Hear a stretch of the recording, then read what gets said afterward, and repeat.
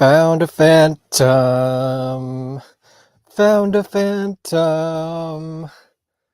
Found a phantom. Hi. Hello, phantom fans. Phantom frenemies. Fantastic folks out there. How are you all doing tonight?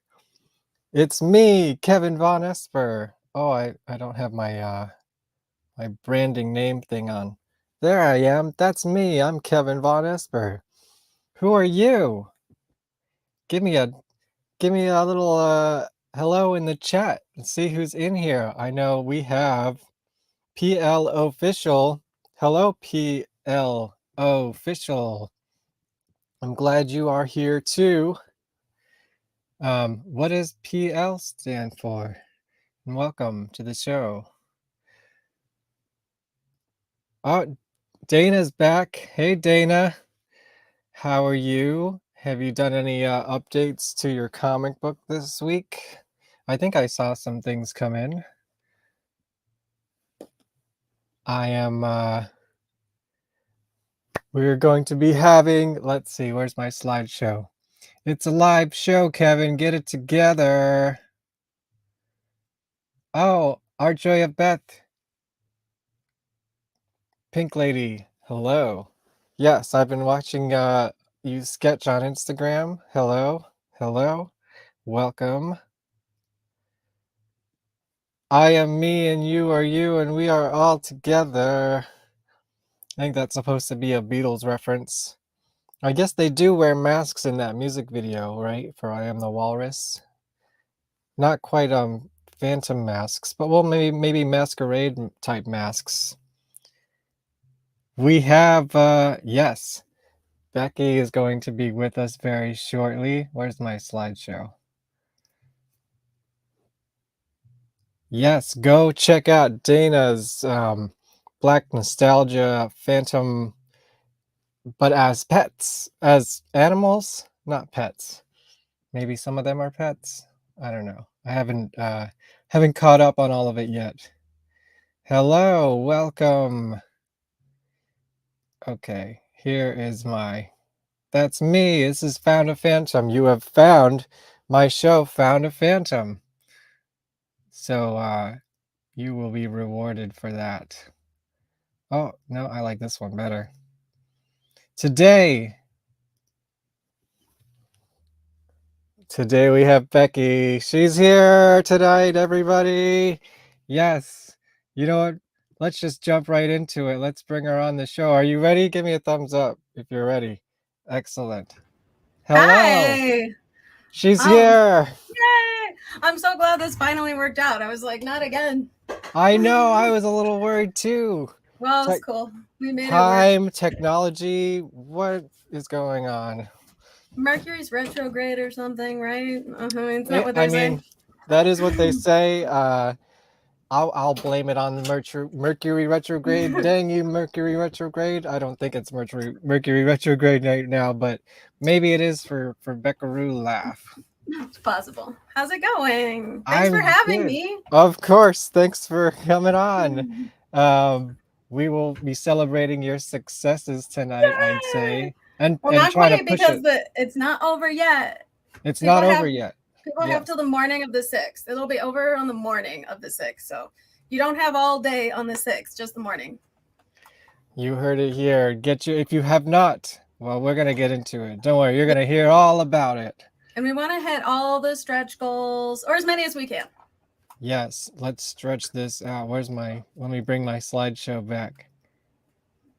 Oh yes, so this is, if you're new, if you're just joining us, I used to have a show. Well, I had one episode of a show called The Phantom Phenomenon. That was kind of like the proto version of the well edited, overly produced version of this that took way too much time that nobody was paying me for. And that's why there was only one episode. And if you watched the show last week, we watched it.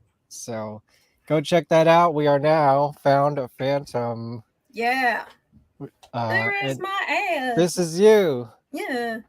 This is your Kickstarter. Well, not just launched anymore. Now it's almost ending. I know. There's another one that says link in bio, but I have to. Yeah. I'm putting up another one tomorrow that says 3 days left. Yeah. Gotta hustle it. This was actually from last week, so it was more relevant then. It was. That's you. That's me. Yeah, we did this really fun projection shoot with lighting. My friend Sean he does lighting, and so it was really fun to stand in. Is that the Opera House? It is. It's the masquerade scene. So. I totally see it now. Yeah, but I like how the pillar. You can't see. First, I thought it was the front of the building, but now I see the people on the stairs. Yeah, I like how the pillar kind of like matches my eyebrow shape. I didn't plan that. It happened. It was destiny. Well, that's why we picked this photo out there. Yeah. Also, I like my dinosaur necklace. Here we go. Yeah. Just funded. There. See, I did update it. I did do some work on the show this week. Yay! Yay! I know, that was so exciting. I woke up and my boyfriend was like, "Guess what?" And I was like, "Oh my god!" It happened overnight. It was the best. That's so great. Congratulations. Oh wait, I wanted to show this too. The stretch goals. Well, you know what? Maybe before we get too deep into it, we should play your promo video so everyone knows what's going on. Wait. Yeah, do it. Load it up. Okay. Yeah. Because I just have to. I want to get the guy who did the voice actor. I want his name because he did such a great job. I want to Well, you're gonna have about 3 minutes to figure it out. Yeah, I'm gonna have 3 minutes to figure it out. Eric's Opera House, 1881. Christine Daae hides a terrible secret. For months, she has been receiving vocal lessons from a mysterious, disembodied voice. One whose haunting tones can seduce and control anyone who hears it. Christine believes she's being tutored by the angel of music. But when the horrible truth of her situation is revealed, she is in far too deep to free herself. Can her trusted childhood friend and fiancé, Raoul de Chauny, help her escape? Or will she become another victim of the Phantom of the Opera?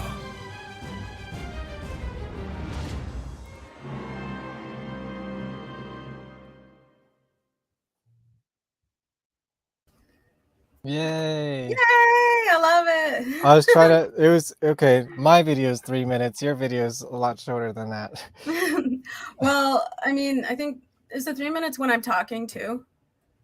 Oh yeah. Oh, this is what you sent me. That's why. Yeah. I didn't actually look at the video you sent me. That's why. I know. I just wanted that part. Okay, so his name is Paul Petrosor, and he's on Fiverr, and he's like phenomenal. He did that. That's in how you one found take. him? Yeah. He did that in one take. It was like I was like, wow, flawless. He's perfect. Fiverr. Everyone tells me I should get on there. Well, I've heard it before because I'm a video editor primarily and photographer and stuff like that. Oh, then you gotta have some voice actors in your roster. Well, I do know some professional actors that could do that kind of stuff. If anyone needs any recommendations, I do have some people. Good. We can give them all a shout out. Yeah. One of them actually used to usher at the Phantom of the Opera and on Broadway. Oh my god! Yeah, I used to be an usher in art school. So, oh yeah. But it was at the Children's Theater in Minneapolis. I always thought it would be really fun to usher the Phantom, though. I could see it every night. A couple years ago, when I'm perpetually trying to find a new job because the nature of my work is not very conducive to long periods of employment, but I was trying to look into that. Like, I lived in New York City. Yeah. The theater was like a half-hour, subway ride from where I lived. And I was like, I think it'd be fun. I don't know. I didn't know how to get into it. Like, I think it's mostly old men and old people. I think they hold like a recruitment thing once or twice a year, and you have to go to that. I looked into it once, and I was like, I missed it. So. Yeah. Then you have to wait 6 months for the next one. So. Oh man, well, it seemed if it was a little bit more practical, maybe because it's easier to usher at a regional theater. Well, not the difficulty of it so much as just like my schedule is inconsistent, and as a regular job, that probably wouldn't be very sustainable. It'd be No, more it's fun minimum than wage. It's sustainable. definitely Yeah, not yeah, good for New York. exactly. Yeah, and that's why I moved back to the suburbs because it's Yeah, way too it's good expensive. for a student because the shifts are short and you can do one short shift or two. Yeah. So So but you're yeah, from Minneapolis? from a lot of places. I started in Chicago. I went to Minneapolis, lived in LA, and now I'm in Tucson. Oh, wow. Okay. Yeah. Okay. I think I played in Tucson once. Yeah, I love Tucson. It's really nice. I've lived in big cities a long time, and it's nice to just have a lot of nature and a giant sky. I can see the Milky Way. I never saw the Milky Way before. Is it very warm there, I imagine? Or maybe it gets cold at night? Or it's pretty hot right now, but the monsoon just started, so we're all happy. Oh, that's a good thing? It sounds like a disaster. No, that's when the water comes and the flowers bloom and the citrus trees make fruit. Gotcha. Everybody's happy. You didn't have to go to rock shows, did you? I did. I've gone to Gem Show. Everybody goes to Gem Show. Gem, what's that? That's the largest mineral show in the world. Rock music. Oh, rock music. I thought you were talking about geology. Wow, rock show. I didn't even know there was rock shows. Yes, there's a worldwide Gem Show here. And there's a rock show that goes with the Gem Show. So you learn something every day. It's worth it. You should come. You can get all kind of fossils, all kinds. Yeah, I'll think about it. No, because I played there on tour once with a rock band, I think. And then on my other show, Von Pod, on Thursdays at 9:00 on my YouTube channel, I had a shock rocker from Minnesota on a couple weeks ago from a band called Impaler. And they've been doing it since 1983. Wow. So if you're into monster rock, I mean, if you're here for Phantom of the Opera, you might like monsters. And if you like rock music, punk rock, it's a great combination of the two. I have some punk rock friends. They probably know them. I'm probably only one person away from them, actually. Yeah, I mean, they're probably pretty big in that circle in that area, Yeah. I mean, they've been doing it for almost 40 years. We need to talk Phantom. Yeah, yes. Sorry, I'm already distracted. So now we can talk about this. Yes. Okay, so obviously we want the 2-inch buttons because they're going to be really cute. But no, I really want to get to the teaser scene. I know that's kind of a big dream, but the teaser scene is going to be great. It's the first scene of book 2, and it's as you know, if you have read the webtoon, book 1 ends when Christine disappears from Stitch. So book 2 is going to start with a scene that I wrote, and it's basically she wakes up and she thinks she's going to be able to smooth talk him like she did before, but no, things have changed. Uh-oh. It's pretty freaky, and I'm excited. And so tell me about this. So Roy Oliveira, she's just an incredible artist, and I just decided I wanted to commission her, and she made this, and it's beautiful, and I love it. Yeah, it's so Gem in the Holograms or something like that. I know, I love it because it's a different kind of different gem show. Yeah, it's giving me Phantom of the Paradise vibes in the best way. Well, we love Phantom of the Paradise. Yeah. If you're watching, I want you to do a Phantom of the Paradise comic because I feel like only you could do it. Where is it? This is why I'm in my Phantom cave, so I can just whip out my pops. Do you have the Freddy Krueger one? That's my favorite. Wait, not only that. Is it your favorite? You know what? It kind of is. Because I like slasher horrors and I like Jack the Ripper. So it just... I have my VHS up there too. Yes. And my DVD and my bootleg from Brazil. Honestly, I don't know if I can really sit through it again, but I like to see clips of it. I like... Yeah. I mean, I don't want to give anybody spoilers, but I like how he does his mask. I like when they're creative about the mask. Yeah. I mean, I don't think you can really spoil this movie. It's been out since 1989 or some people get so bent out of shape out of spoiler. Who cares? Well, we all know he's got a messed up face. Hold your ears. Yeah, okay. Whatever.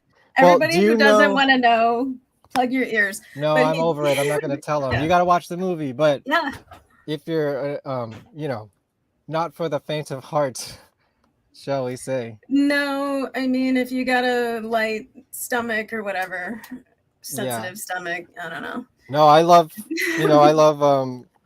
Robert Englund, and I love this version of Phantom of the. I think it's beautiful. I think the music it's one of the best musically, I think, too. At least And they it actually tried. uses the Faust music in it as well, which is Oh, something yeah. I can't believe most versions don't do, because it's so right there. And it's like the perfect allegory. I think he chose it on purpose. It makes sense. Yes. Well, then, on that note, do you know about this movie, Dance Macabre? I don't. Okay. Well, originally, the story is this movie was sold as a 2-picture deal. Okay. I didn't know that was it, but I do know what. But go on. Tell everybody. Yes. So, of course, this was kind of not, I guess, as successful as they wanted it to be. So the second movie kind of got dropped, and it was apparently rewritten and remade into Robert Englund's Dance Macabre, where he cross-dresses as a ballet teacher in a wheelchair and kills people. And I don't know, I haven't seen it in a long time, but I finally got it on Blu-ray. So if anyone wants to talk about this movie on this show, like, hit me up. I heard it was supposed to be like a 2-parter where he travels through time and he comes, and now modern him wants modern Christine. Because the bookends of that movie are in modern day New York City. Yeah. Which I loved because I love the time travel element. The first scene of that movie is like a shot of New York City, of Tower Records in New York City, and I've probably been to that Tower Records because I've lived in New York City. It's like, that's so bizarre to me, and I love it in some weird nostalgic way.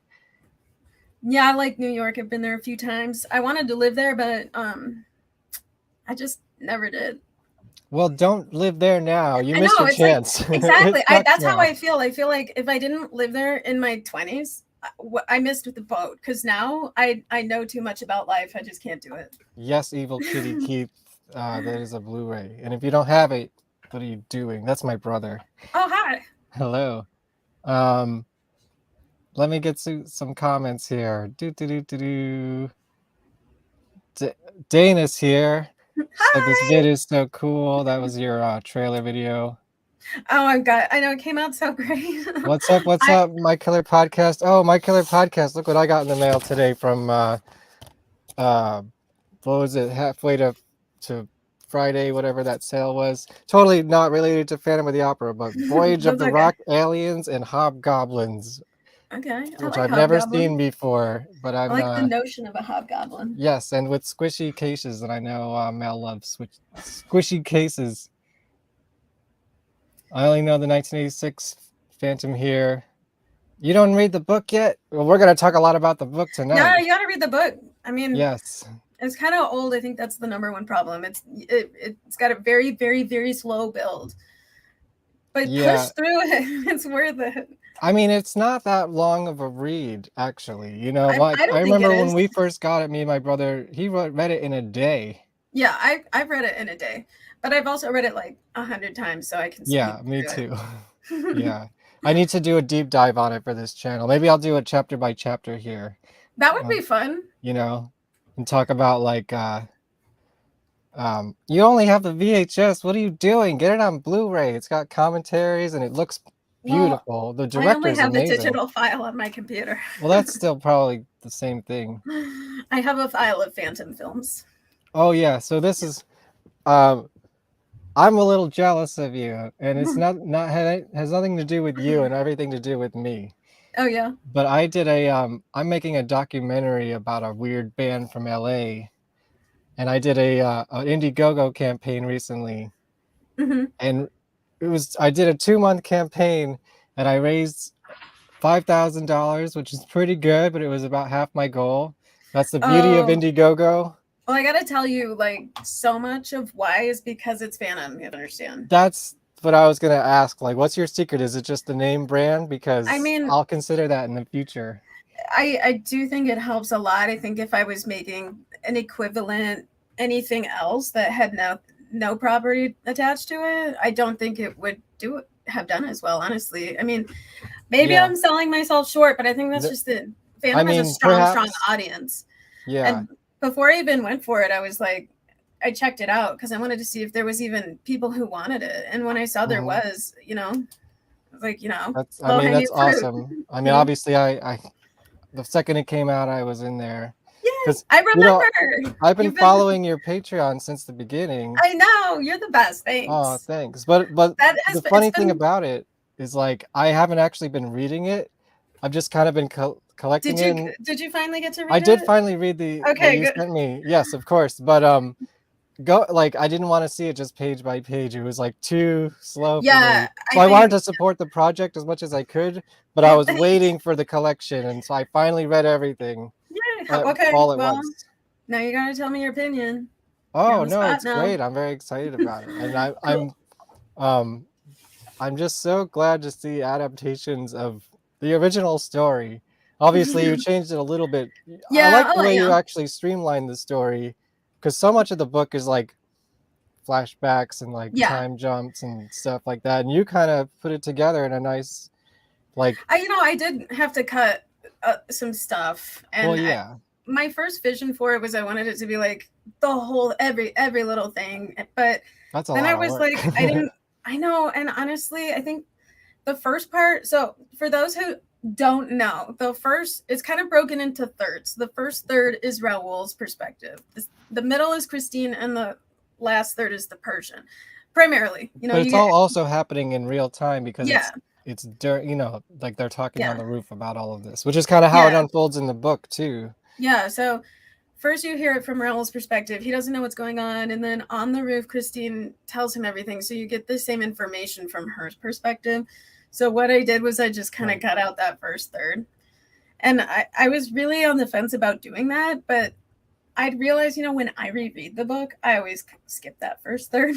So that's why I chose to just start where I like to start it. Yeah, that's fair. Because it is like the same events seen through different perspectives Yeah. anyway, so you can't just, And the one scene that I do wish I could have kept in is like the graveyard scene from Raoul's perspective is really cool. And there's a shot he describes where Raoul looks up and he sees the figure of the Phantom backlit by a stained glass window. And I've always wanted to draw that. So I was like, oh, I'm going to like lose that. Well, maybe you should just draw that one frame. Well, I thought if people wanted it, I would do the first third as a prequel and just put it all together. Well, Depends obviously make interest. part 2 first, and then Well, yeah. I'm already saying gung ho for that. Oh yeah, I'm working on the script for it right now, and it's awesome. I hate getting up from writing; it's so fun.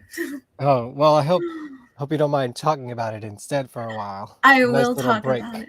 I'm happy to talk about it. I want to reel it back a little bit and ask you this: what is your Phantom origin story? Like, how did you get into this whole thing to begin with?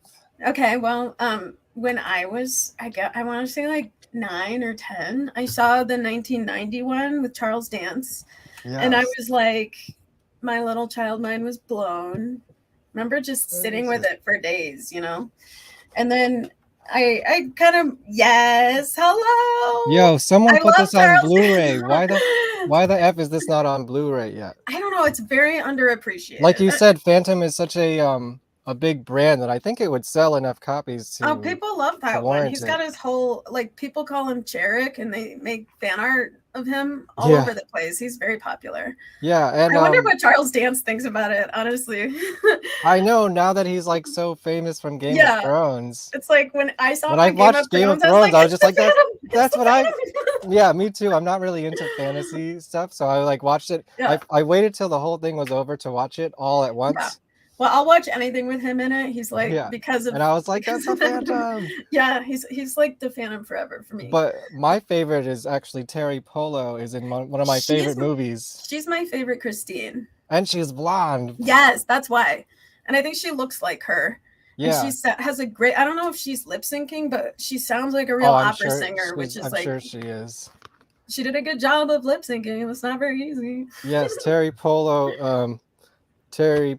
with one R, but yes, Terry Polo. And she's actually in one of my favorite movies of all time called Mystery Date. Have you ever seen that? Sounds familiar, but I have not seen it. It's around the same time period. It must have been the movie she did directly before or directly after this. Okay. And it's this like it's presented as like a romantic comedy. It's like maybe came out in 1990, I would say, with her and Ethan Hawke. Okay, that's a good pair. Yeah, And then Hawke. the bad guy is BD Wong. Whoa. Yeah, and like now I'm in. I'm gonna have he's to on go check this. that out. He's on like this he sets up this date with this girl he has a crush on. Basically, his brother sets him up and makes him look like him and gives him his credit card. He's like, just gonna have the best night out ever. And it's all a cover. Like he's his alibi. Everyone thinks he's his brother while his brother's out like doing crimes and killing people. And like, and in the middle of it, they end up at a Guar show. And Guar is one of my other favorite things in the world. And it's just totally crazily bizarre. And if you love Terry Polo at that period, it's totally essential. I will check it out. I do like her. Yes. Evil Kitty has seen it. Yeah. He better have. He's my brother. So yeah, sorry I cut you off. You were like okay. 10 Yeah, and you found this movie. Yeah, I found that How movie. did you find this movie? It was that's kind of an obscure one to find like, first. I'm very old, and I actually saw it on TV. That's how old I am. Right, because it was originally a miniseries. And then a friend of mine, she had a VCR because like that was weird to not have a VCR at the time. Right. But she did, and she recorded it. So we like went over to her house, and it was like me and I have a twin sister. Hi, Ellie. And we're like we loved it, and we went over to her house and watched it. Hi. Hey, we just showed your art. Yeah. Let's bring it back.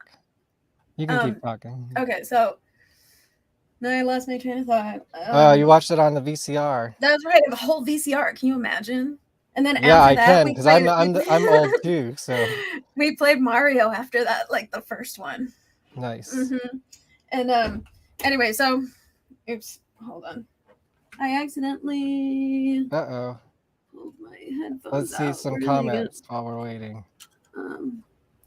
You better read it. It's anyway, it's the bedrock of all Phantoms. Yeah. Hold on a second. Yeah. I do finally read the webtoon. So then I like some time passed, and I went to middle school, and okay, I'm gonna save this comment for later. And she's a backer and a Patreon supporter, and she introduced me to the play, the Andrew Lloyd Webber play. That blew my mind because this is based on a musical. Yes, the musical. No, but this is based on a musical first. I know. I discovered that later. Yeah.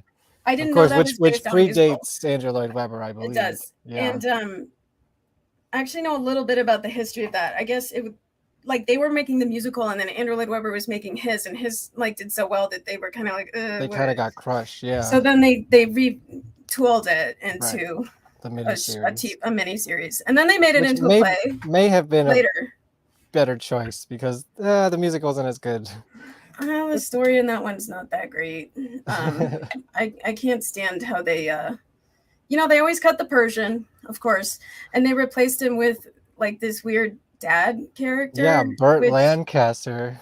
Which the history of that dad is so bad. Like he's such a garbage person. I don't understand why they do things like that. And they were filming at the actual opera house. That's the only one that's filmed at the actual opera house. I know. That's another reason that you guys got to watch this because there's actually scenes filmed at the real opera house. Yeah. How has no other version, a TV version of all versions? I like. Why didn't the 2004 film there? That's what I want to know. I know they had all of like that's why probably the biggest budgeted Phantom movie ever. Right? And they're like, oh, we'll build a half set of it.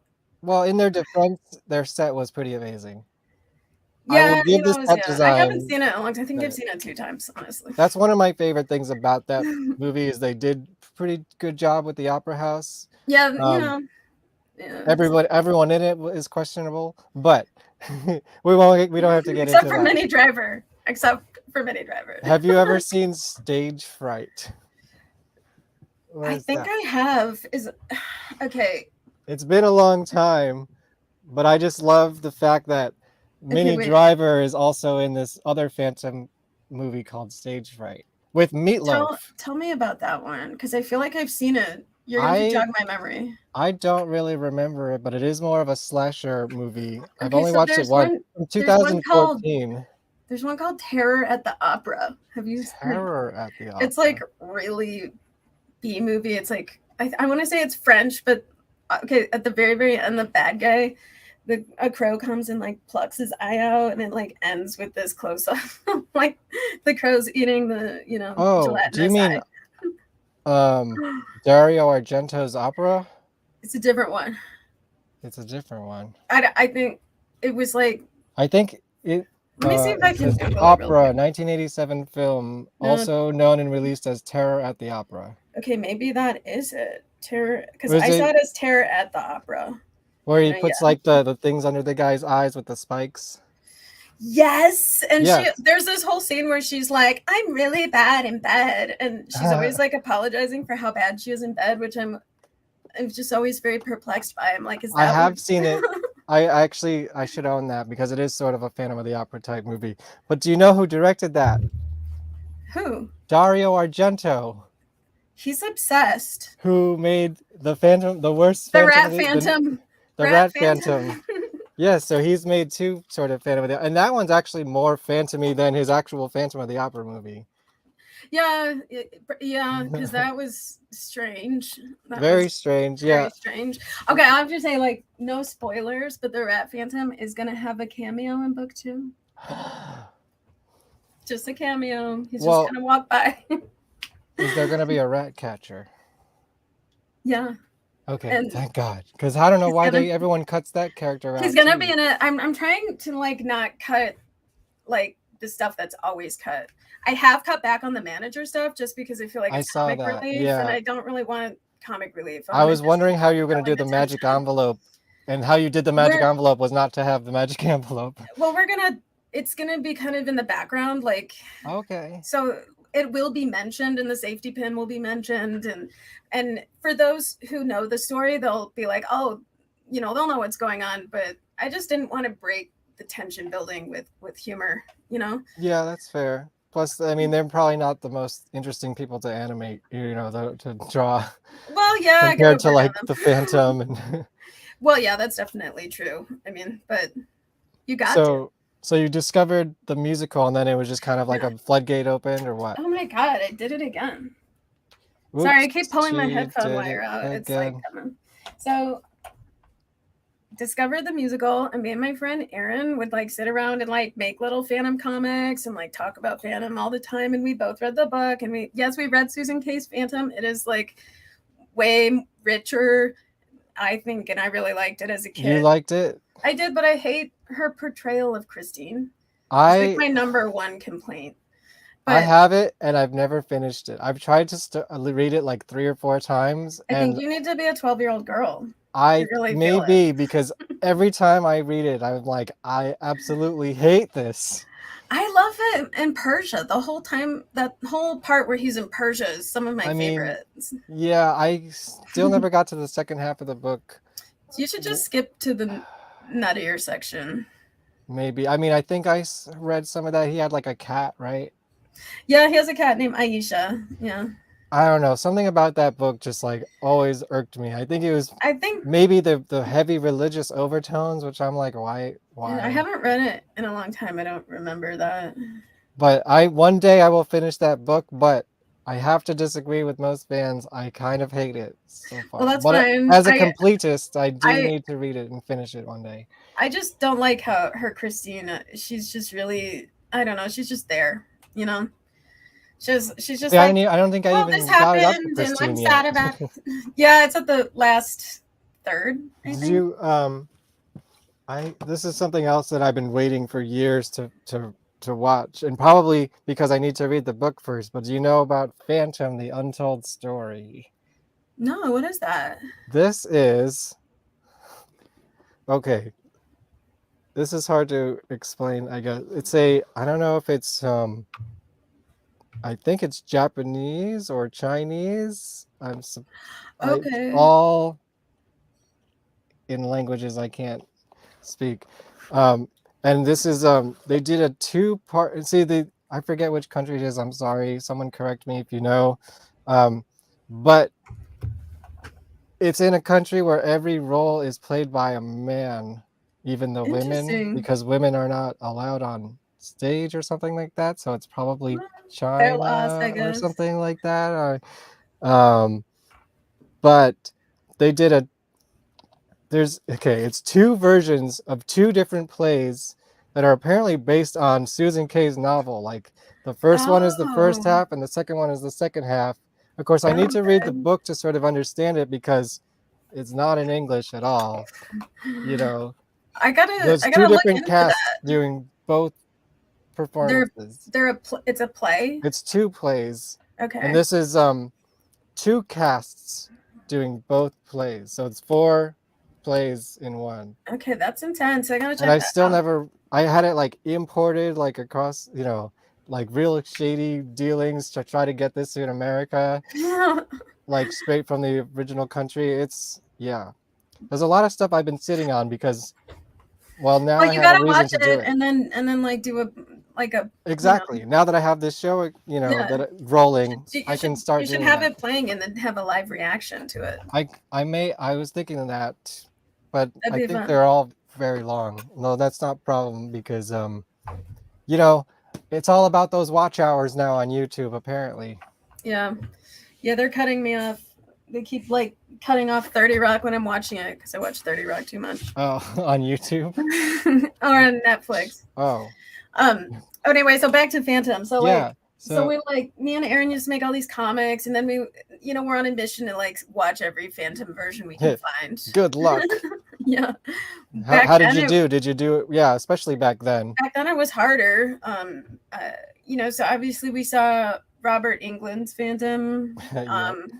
That was the easiest to get at the time. Yeah, that was the easiest to get. It was most modern. Then we saw Terror at the Opera. We saw the Dario Argento one. We saw. So 2 Dario Argento Phantoms. Yeah, but I didn't realize it was 2. Yeah. Now I know. Mm-hmm. And then there's like Phantom of the Mall or something like that. Yeah, which just came out on Blu-ray Deluxe. Oh my God, you can't believe this. See, I love having all my props. Yes, Arrow did a deluxe Phantom of the Mall.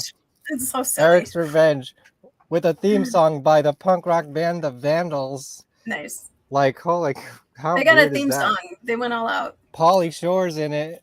That only for a minute. He's like barely in it. Well, it depends on which version you watch. There's an R-rated version and there's like a PG-13 version. Well, maybe I saw the PG-13. So one version expands his role a little bit. And then there's a version on here that combines the two. It's like a fan edit with like all the scenes in there. I like the passion behind that. Yeah, sorry. Yes, yeah. Phantom. Oh, then obviously we saw we got our hands on the 1922. It was at the library. And then we got is it the 40s with the blue mask? Yeah. Yeah, and we saw the one with Lom. Herbert Lom. Lom. We saw that one. So I think we saw most of them. Yeah, those are the major ones. There's always like obscure, much more obscure ones, but I think those are the main ones. Yeah, they all, are, not very good. They all have things that are cute, and they'll have issues. See, that's kind of what I love about Phantom is how much I kind of hate it also because nobody's done it right. Like, and I'm endlessly fascinated by how uniquely wrong each version gets it, and what weird parts they push forward. Like, it's just so crazy. The crazier, the better. Like, unless you're gonna be book accurate. That's why I like Robert Englund's, because I feel like they started with Phantom. I like that they added some like Jack the Ripper-y feel to it. Well, like why they did that, right? No. There's a reason for that, and it's budget reasons, because that was like a Canon movie, and Canon films are notoriously like low, max pushing for the budget. They did like the Masters of the Universe movie and like Superman 4 and like all these weird movies, and they had leftover sets of like London from some other movie, and so they're just like, just make it be in London. Sometimes that's how you get, necessity sometimes makes so that's why choices, I kind of, even though it's like that's a fun movie, but I wish it was a different movie. Yeah, like if they took that time and did more actual Phantom things, I would have liked that more. I think it would have been fun if they had pushed the Jack the Ripper thing further and actually made him Jack the Ripper and had the same victims and everything. Or that, yeah. Because I dig that. Yeah, and my brother, if he's still here, he's working on a song about Jack the Ripper. So Cool. yeah, So I he knows. actually don't know that much about him, but I know he's a killer in London back in the day. Well, I have to say that they recently, uh, through DNA, were able to prove who he was. Oh, really? And me and my mom were right. We guessed the right guy. Really? So, Wow, so you should I solved tell the you, or case? is that spoilers? I don't want to I spoil it. mean, Go figure it out. I don't think if you say a name, we're all gonna be like, I oh, that guy. personally think it's like obvious who it is Who from is it? well, he's called Kosminski, but he's like the obvious serial killer on the list. Everyone wants to like make it like into this whole conspiracy theory, but he was just a pervert serial killer. So who's the most obvious pervert serial killer on the list? It was Kosminski, and they couldn't get him for the murder, so they got him in jail for some other thing, and then bam, Oh, they so he was in stopped. jail anyways? They got him because they couldn't pin them on him, but they knew it was him, so they just got him for something else. And so yeah. That's And then fair. I know it was really exciting. I think they released that information, I think in 2020. So it's pretty recent. Yeah. But he's dead, right? Yeah, he's dead. He's long dead, right? This was like a long ass time ago. He has ancestors still alive because they found him through the genealogy stuff. All right. I have some of these I picked out and some of them you picked out. Yeah. I'm not sure which are which, but we'll go through them. And so I love this opera house. Like I think it's the first thing you see, right? It is. Yeah. It's the establishing shot of your book. It is. Yes. One complaint that I have about most Phantom of the Opera versions is they don't use I think the opera house itself is equal to a character. Absolutely. Oh my God, 100%. Like the atmosphere, the depth, like everything about it is part of it, and a lot of people just totally miss that aspect of it. Yeah, I agree. So I love that this is the first thing that we see. Thanks. And actually, yeah, go ahead.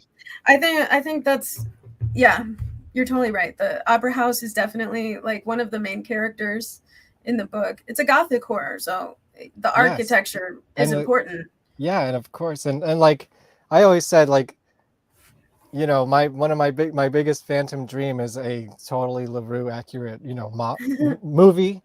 Yeah, me too. But of course, well, you're doing it as the comic. That's what I said to myself. I'm just spewing shit out on the internet on YouTube. But if you're watching this, Hollywood, and you want to hire me as a consultant, see what I think they should do. Like the whole movie should be like. This is gonna sound weird until I explain it, but like Fight Club, where you have to watch it twice.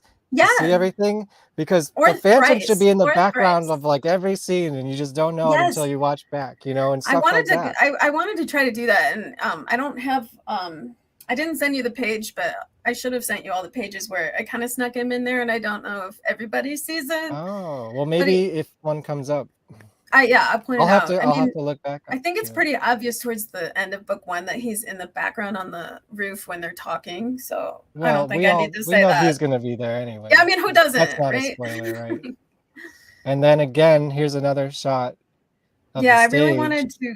I don't know how many people have worked in theater or experienced what it's like to be in the theater when they only have a work light on, and it's like. So is that what that is? Is that a standard thing they do on stage? They have because otherwise it's so dark you can't see anything. So they have to have just enough light for people to walk around, but not enough to drain the electricity bill. Right. Is that what they have like on the beginning of the Andrew Lloyd Webber musical? There's like a light. Is that what that is?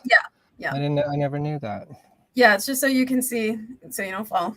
And it's really fun when you're in there if you're not afraid of the dark, because when the light goes out, it's so pitch black in the theater that you literally can't see your hand right in front of your face. Right. So I wanted to capture that kind of claustrophobic feeling of being in such a dark space.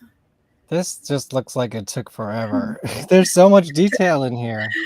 How long did this take you? Like, this is very... Awesome. I don't remember. This one was kind of early. The earlier ones took longer because, I've gotten faster, just muscle memory over time. Mm-hmm.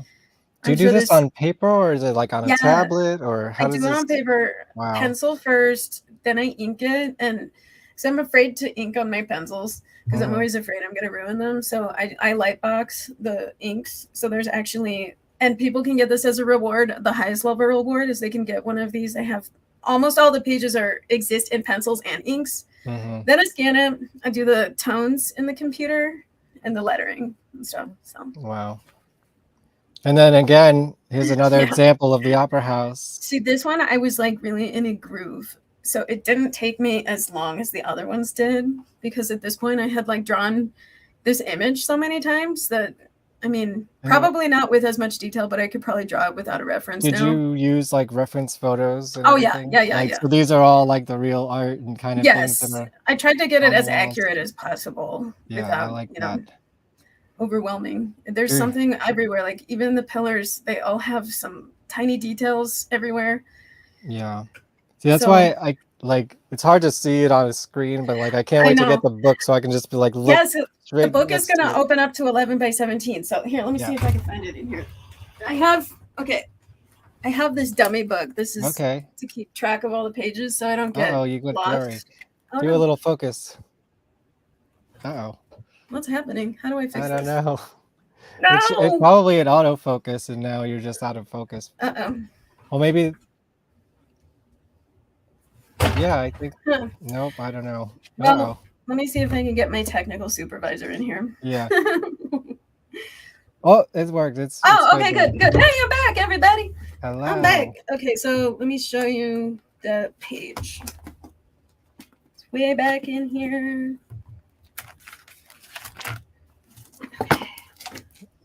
Nice. I'm sorry that there is glare. It's just in a binder.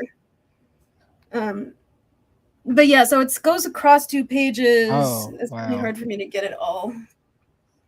So yeah, it's really big, and this is how it's gonna print. This is how big it'll be. So yeah, I can't. You'll be able to see it. Get a magnifying glass and like look around in there. Yeah. And then, did you give me a character? Were you one of the people? So, I don't think so. But I heard about it. Tell us about that. So when I did that scene, are there any in this photo here? Yeah. So Wolverine is in there. So is Doctor Strange, Christine, and Raoul from the play are in there. I put in Marie Antoinette. She's like in the lower left, because I don't know if you saw that movie with Kirsten Dunst, but they go to the Paris Opera House at one point to masquerade. So I wanted to just kind of put her in there. I think that's on my Phantom movie list, because anything with the Opera House in it is also. Same here. I watched it as a reference too. And then me and my boyfriend are in the lower right corner. I'm wearing a cat mask and we're cheersing because we're at the party. And then if you look way back in the corner, there's like Morticia and Gomez.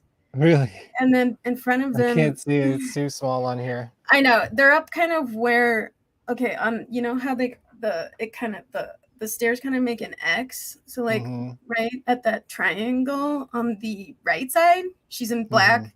Okay. Yeah, I see it actually. They're with pretty a little far. hat on. Well, it's supposed to be like a bun, but basically, Okay. And then in front of them is like Alice and the White Rabbit. I wish I could zoom in on this, but I don't think I have limited capabilities on this streaming platform. That's one of them. Just like an opera joke, the clown coming down the stairs is Pagliacci chasing his girlfriend, whose name I forget. And then behind them, and this one's really subtle because it's really subtle, but it's the dude from Death Note kind of leaning against. But he's pretty subtle because he just looks like a dude, you know. Whoops. What's happening? You're not supposed to see that yet. Well, now I'm intrigued. Well, I have to do this. We're back. Yeah. So, I thought this was going to be this is a good segue into something that I like to do here. Where's my videos? Well, first of all, guess what, Becky? I found a phantom. Found a phantom. What is happening? So kind of my thesis of this show is like, even though I'm always on the lookout for new phantom things, a lot of the times they just find me. Oh yeah. You know, that's like, it's kind of like, you never know where you're going to find a phantom. And that's this true. week, I'm including the Opera House in this, okay? Because I think it's a character in the book. So Agreed. I found a phantom. in a business meeting of sorts, right? And somebody showed me a video as a reference. Mm-hmm. And let's see if you can find the Phantom.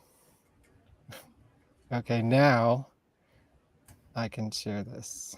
Okay. I'm not gonna I'm gonna keep this on mute because we don't need the music. But this is a rapper 2 Chainz, which is totally a world that I'm not really familiar with. Okay, I have heard of 2 Chainz. He likes. So I'm like, I'm sitting in this Phantom? business meeting and I'm watching this, and then boom, Paris Opera House. I found the Opera House in a rap Nice. video. Oh my gosh. So that's what is the song about? Is he just in Paris, or is he? No, I don't think the song has anything to do with Paris. It's just he must have been on tour there or something. Yeah. You know. Well, I guess I would take a picture too. Yeah. If I was there. So I was just like at this meeting, like, is that the Opera House in Paris? Oh my God. That's so funny. That's so random. So that's my found of a Phantom this week. Cool. Well, I wish that I had known. I would have gone searching. I mean, I find Phantom fan art all the time. Yeah. Well, I like to, I mean, yes, fan art, send me fan art, but also like, I love it most if it's just in the popular culture somewhere, you know? Yeah, there's like a Muppet. I ordered this book and it said it was a Muppet Phantom of the Opera. And I thought it was going to be a comic book. Okay, so I ordered this book and it is not a comic book. It's I have it words. Over there. Yes, I was so disappointed. But did you read it at all yet? No, because I was so disappointed. That's and another. I don't have time. If it's not an audiobook, I really don't have time right now. I work till I go to sleep, basically. Yeah, I hear that. Hold on, let me. I'm gonna solo you for a second so I can stand up. I gotta find something for you behind in my cave.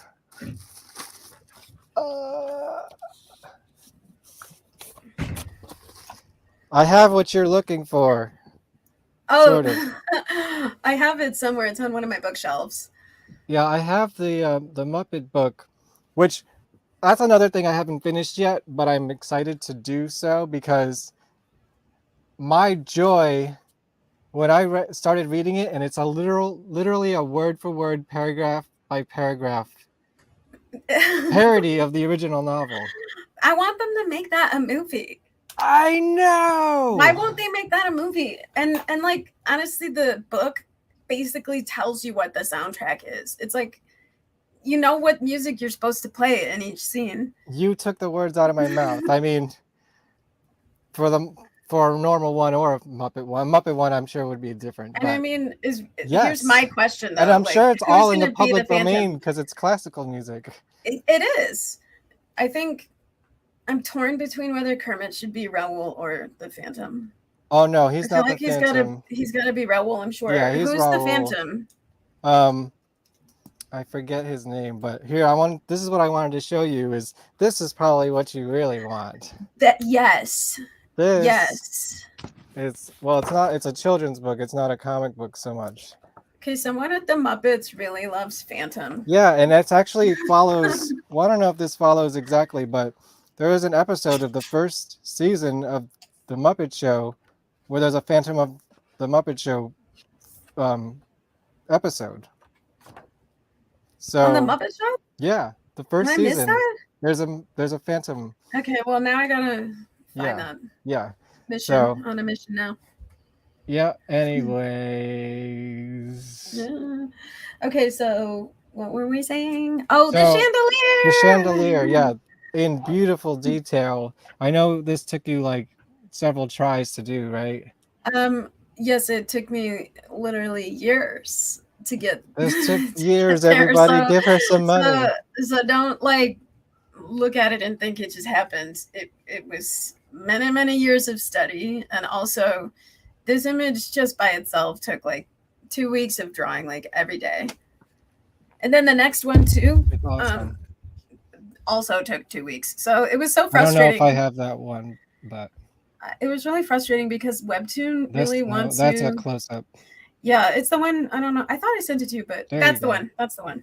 that one was so hard because I drew every single one of those seats, and then I used tracing paper to put the audience on. So the first thing I drew was like the completely empty space, because otherwise I thought the chairs would come out wonky, you know? So yeah, but I'm so happy with how it came out. I'm like, I did that. Wow. Yeah, no, It's very impressive. Yeah, so it took me a really long time just to even like be confident enough to like draw the opera house. I thought when I first came up with this idea, I really was like, I'm not gonna be able to do these things. Like, who am I kidding? But I do have like sketchbooks like full of it. I just drew it over and over and over again. And I finally was like, I'm just gonna do it. It's time to start, you know? Yeah. I got some comments. Massive detail and background work. I can't do for this for nuts. It is kind of maddening. I'm not gonna lie. There was definitely some points where I was like, is this ever going to get done? I will be drawing this forever. Is that one reason that you split it into 2 books, so you can kind of be like, at least I completed something? Yeah, exactly. Because otherwise it would be over 200 pages of work, you know? And probably closer, maybe even closer to 300 pages if I, you know, I think that's a lot of work. Which and then once book 2 is done, I am planning on like having them just collected, and eventually, you know, we'll see what happens. But yeah, I needed a place to stop, because I was like, if I don't see this in my hand at some point, I'm going to lose motivation. I'm going to feel like it's never going to get done. So well, it's getting done. Thank God. I know. I can't believe I'm even at this point, because it's been so long. I've been working on this for 4 years. It's kind of crazy. Wow. Yeah. So this was like a pre-pandemic thing? Oh yeah, I started in, well, I mean, honestly, like I started way longer than 2017, but I started actually making art specifically for this in 2017. And then I started posting it to Webtoons in 2018. So I picked this one out. We never see a representation of Christine in such peril for the absence of the Phantom, and I thought that was interesting. Yeah, I wanted her to just like, well, I think that's what happened. That is what happens in the book. She just loses it, and then he comes in right at that moment, and it's like everything is safe, everything's fine now, you know. He basically set her up, you know, to be in that position in the first place, which is kind of messed up. But and then you can see a tiny bit of it here, but I want to definitely emphasize, like, I love that it's black and white and red, and the red like really represents like the Phantom's music and really hold over her. I'm glad you like that. I was really, when I wanted it to be, you know, a strong artistic, I don't know. Oh yeah, and we see more of it here. And I thought at first I was just knee-jerk gonna make it full color, but then I thought, I don't know, I just like how black looks in black and white. It totally works. Yeah. And then it's just more of a ghost story, like a creepy old ghost story. And then the red just really pops out. Yeah, and that was also freaky. I've never had a pop of color before, but I was like, I just felt like it was gonna work, and it did. So I'm really happy with that. So I see your Phantom has a black mask.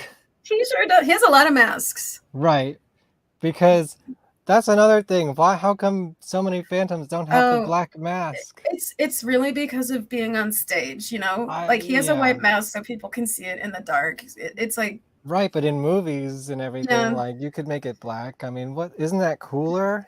I think so. I think so. I mean, I think he would have a lot of different masks, and he would express himself that way. It's like his fashion. Well, at the end, he does have like all these different things he's working on, right? Where he's like got a nose and. Yeah, he does talk later on about having fashioned a mask that's going to make him look passably normal. Black mask Phantom for the win. He should always have at least one black mask. Right? Because actually, he really doesn't care about wearing it unless he's around Christine. Well, and also he's in the dark. He's hiding in the dark. Why does he want a white mask for people to see? He wants to. I mean, even at Masquerade, like he's not even wearing a mask in that scene, really. He's his true self. Yeah. And then, of course, we have Caesar here. Yeah. Another detail people don't. I mean, I know they tried to do it for the play, but just having a horse in the theater is Yeah, just you know. whatever. I almost was I gonna get it. not have Cesar as well, but Really? then I thought, no, I got to. He's always You cut. have to, And it's yes. also the thing that makes her realize he's the Phantom, because she heard that the Phantom had stolen this horse. And that's when she makes that connection for the first time. So Yeah. I think Yeah, he's I think kind it's of an important detail. Yeah. And a good and a fun one. I don't know. I think he's cute. It's interesting to see a horse go downstairs. I don't know how they do it. Yeah, I mean, I they don't do know. it looks hard. Yeah. Yeah, so this swirly red mask, I actually saw it in a dream. Came to me in a dream. Really? Yeah. While you were working on this, or was it like it was kind of around the time I first had gotten the idea to do it, but I hadn't really done any work yet. But I had this dream that like I was watching a movie, and I was like, what is this movie I'm watching, you know? And it ended up being, I was like, oh, it's Beauty and the Beast. And I was like, no, it's Phantom of the Opera. And then I looked and it's like I saw the mask, and it was like both beautiful and like grotesque to me. Yeah. And it just like stuck with me. And then in the dream, I actually woke up from the dream. Okay. It's like one of those lucid dreams, right? And so I wake up, I'm getting ready for work, and I look in the mirror and my face is all messed up like the Phantom. No. And I was like, no. And then I woke up. So like, I never forgot that dream, obviously.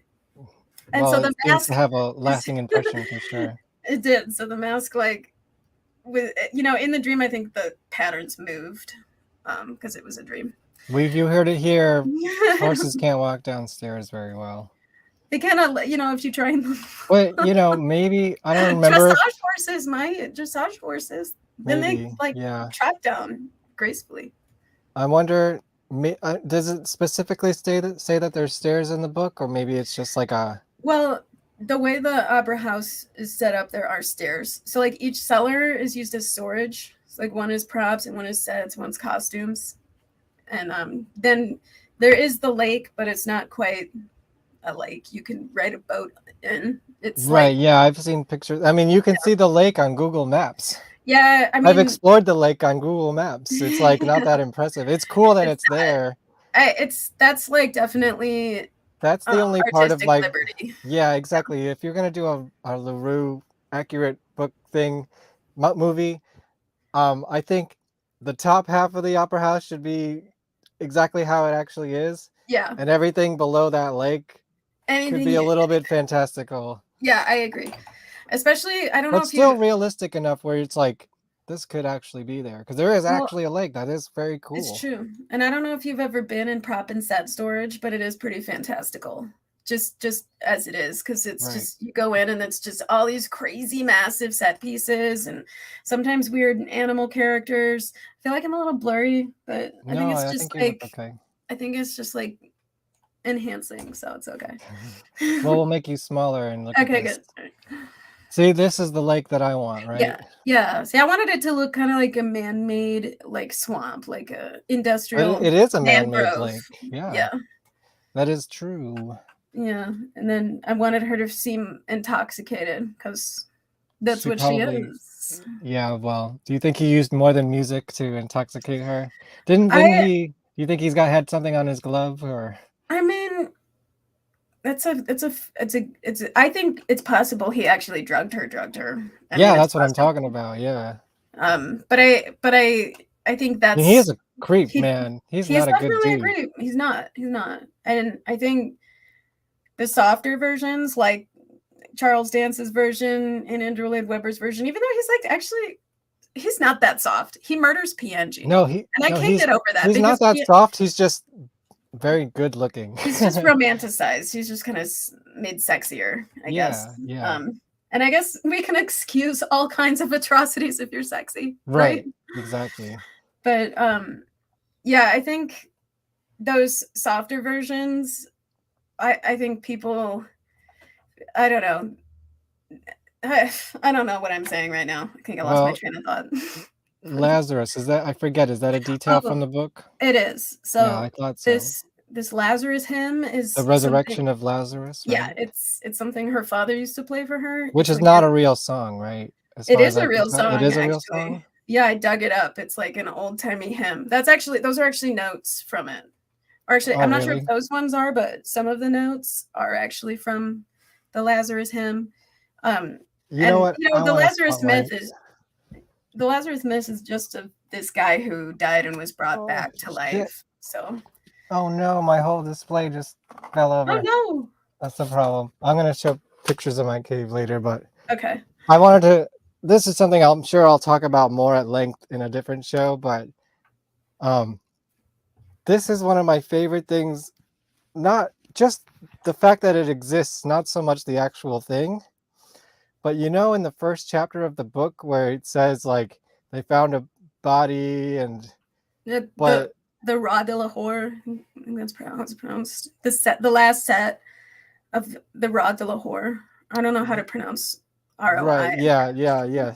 Well, no, that's Joseph Bouquet's body. Yes. No, before that in the prologue when they find the Phantom's body. When Gaston Leroux finds the Phantom's body. Is that that's in the epilogue, right? I'm gonna have to look. It could be. But they mentioned like they found a body, I forget exactly, and he's like, and he differentiates it from like where they had like the prisoners and they may have found bodies. I forget the details, but they mentioned that there. Do you mind if I get up and go get my book real quick? Yeah, sure. Okay. Now she's not gonna hear my story. Let's do some comments here. It's from the Bible, and I never heard about it. The Lazarus song? All right, I'm back. I am back. Is this true that Resurrection of Lazarus is a song from the Bible? It's based on a story from the Bible. It's a hymn about a Bible story. I think Lazarus is a saint. Biblical. Yes, yes, he is biblical. So yeah, I wanted to wait till you came back to show you this. But you know how in the beginning, something to do with finding the body, he differentiates it from the area where they dug a hole and they buried a bunch of phonographic records of opera singers. That's not only a totally real thing, but they actually did dig it up 100 years later and release it on CD. Shut up. Oh yes, my God. I have those recordings. That's a picture of them burying it. And there's actually that's some of the managers. You know what? I actually just found out. Fearman Gurmier. Oh my God, Leroux is so awesome. Like you can actually hear the real managers speak in this. That's amazing. And 100 years later, this came out in 2009. So it took that long, but they actually dug these up and digitized them. I can't believe. Okay, and so it is a totally real recently thing. learned this little fun fact. I don't know if this is true. So if anybody wants to find out if this is true, I heard that when the Opera House was built, that there was like a contractor who was like intimately involved with the architecture and the design. And when it was built, he said, "I'm gonna go in the cellars and just leave me alone." And he just disappeared in there. And you know what his name was? Eric. And that's where he got the name Eric. That's where it comes from. I think I have heard of this. I don't know the source of it though. Yeah, Leroux really did his homework. Like everything in the book is based off like either Christine Nielsen, real events, or it's built off actual legends. Yeah, that's what I love about it so much, and like that's what I love, these details that resurface that are like totally real. I was convinced it actually happened. Like when I first read it, because in the beginning it's pretty convincing. It's a true story. This is a true story, and I was like, oh my God, I knew it. And this was before like the internet was so big. So yeah. Okay, so I found the passage you're talking about, and I'm gonna read it to everybody. Okay, let's see. The skeleton was right beside the little fountain to which the angel of music carried the unconscious Christine Daae in his trembling arms when he brought her to the cellars of the opera for the first time. And now what shall we do with the skeleton? Are we going to fling it into a mass grave? I say place the skeleton of the Phantom of the Opera in the archives of the National Academy of Music. No, yeah. It's no ordinary skeleton. Yes. I think what I'm looking for is in the first chapter. Is it the ghost? Let me see. Well, the prologue. Okay. And which version of the book do you got there? This is called The Essential Phantom of the Opera. Let me see it. It's the definitive annotated. Yeah, I have a version of that. Here, let me It's a pretty dry translation. Honestly, it's not very poetic, but it's pretty thorough, though. That's the important thing. Right.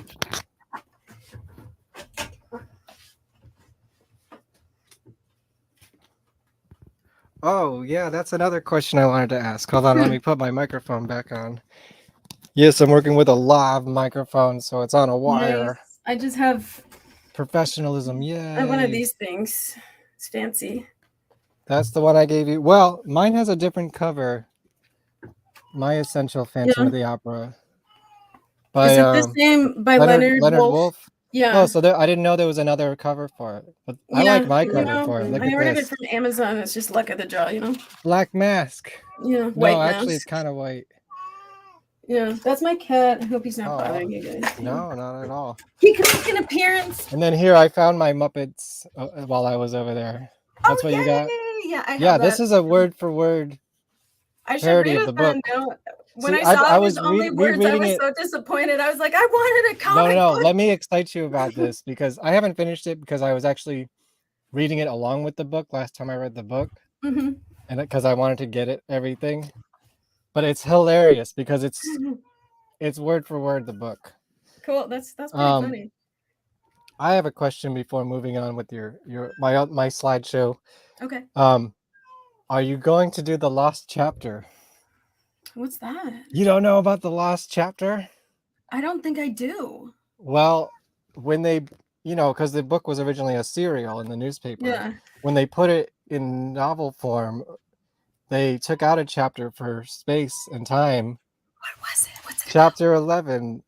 And it's not really that super interesting, but that's probably why they cut it. But it's called The Magic Envelope. Oh. And it's essentially like this chapter, I forget exactly what happens, but you find out that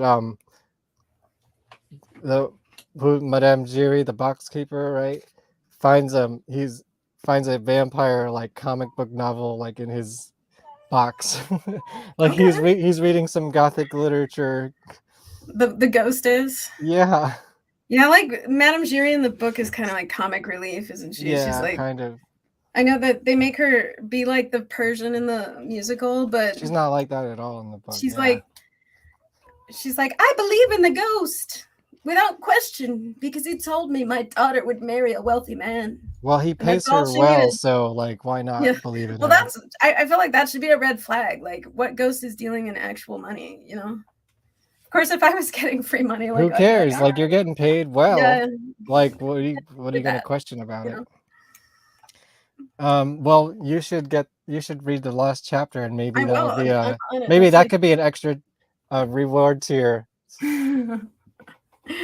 Yeah, if I go back and like add more of those things, definitely. It'd be worth it. Yeah, this is your underworld. It's a little bit bigger than it really is. Okay, what do we have here? Oh yeah, I wanted to talk about his different masks. Okay. So yeah, this must have been one that you picked out. Yeah. So I wanted him to I envisioned him wearing a tragedy mask at some point. So then I thought, well, he needs to have a corresponding comedy mask, And I thought, because he's tone deaf, like he genuinely masks on masks, like the Charles Dance thing. Yeah, like he definitely he does think he's being cute. He doesn't realize what a creep he is in this scene. Right. So, but she wants to see who he is because I think in her mind she thinks perhaps this is somebody she knows that doesn't want her to know who she is, or who he is. So anyway, I just liked the idea of him taking off a mask to have like a lesser mask, like a blank mask underneath.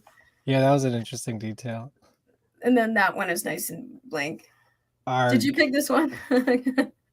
Yes, because I did pick this one because I thought it was funny. I think it was kind of funny too. Because this is definitely not in the book. No, it's not. Well, at least he has good taste. But I was thinking, like, And she does spend some time in that room that we don't know what she's doing or thinking, right? Well, in one of the translations, it goes into detail about her. I think in the one I have, like, she takes a bath and washes up, and she also like pockets a pair of scissors or something just in case. And but I thought, he obviously is gonna have good taste, you know, and he'll have picked out a whole wardrobe for her. So is it terrible if she likes it? Is it terrible if she likes the new No, I clothes? mean she kind of likes it anyways, right? Yeah, Like I she's mean, kind of into the whole thing.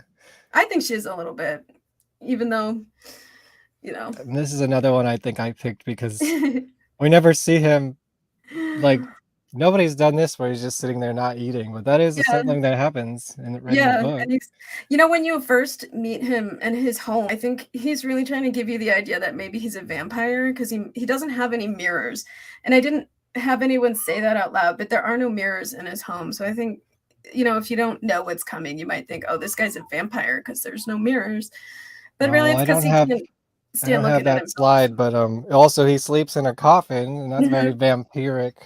Yeah, Right, and and that's something else that I don't know why they don't put that in movies. I mean, that's such a obvious cool thing to do. why not have it in the play? It'd be so easy to just plop a coffin on the stage. I know, no, but he And has a sex doll, so why I not know have the a sex coffin? doll, but no coffin. The What the sex heck? doll is so creepy. I'm I sorry, know, it's but so weird, especially just, like, looking back on it now, it's just like, "What's happening here?" I know. I think when I was a little kid, I didn't even like realize Yeah, me the neither. creepy factor Because in there. the final lair scene, it's, like, strewn about, and it's in, like, a black corset, it's like, "Oh my god, Oh, and they then kept in the this in the next play, right? play?" He's got all those weird dolls in the next play. Yeah, yeah, he does. Well, we don't have to that's a whole nother Yeah. podcast. Yeah, we can no. Sorry, my cat is like up here Oh, being that's annoying, so okay. don't mind Um, him. He just has are to we put his opinion in. are we ready for the unmasking? Yes. Nope. Okay. Wait, hold on a second. No, wait. Sorry. Here. All right. All right. Yeah, so at first I was gonna just have one image.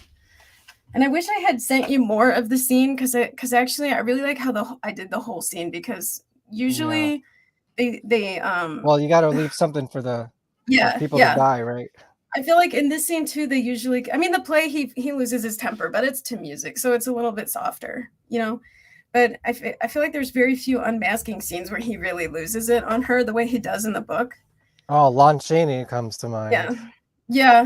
which is the original version of that is just absolutely Yeah, frightening. so I wanted this one to be like, I wanted you to see each of his feelings. Like, first he's like, oh no. And then he's like, you know, why? And then he's angry. And now he wants to kill her. Yeah, because the scariest thing to her about his face is when it's actually animated, Exactly. right? Like, And that's sometimes I think if they do make a film, they should CG his face like they did Aaron Eckhart in The Dark Knight for Two-Face because he looked so good. I was like, he's what Eric should look like. that was pretty gruesome. Yeah. Yeah. Yeah. I mean, he's a little bit further, but I would love to see an actual face like this moving. Like, it would be really creepy to see a shriveled up mummy face actually talking and feeling. Too many movies have made him a little bit too good looking. Yeah. He's not good looking. Like, the He's thing not, is, he's the I think, like the ugliest man in the world. like, when he puts his mask on and he's in, you know, got his whole phantom regalia on, he has the illusion of sexiness, but it's absolutely not. Well, in the play, I don't think in the book he's ever really sexy.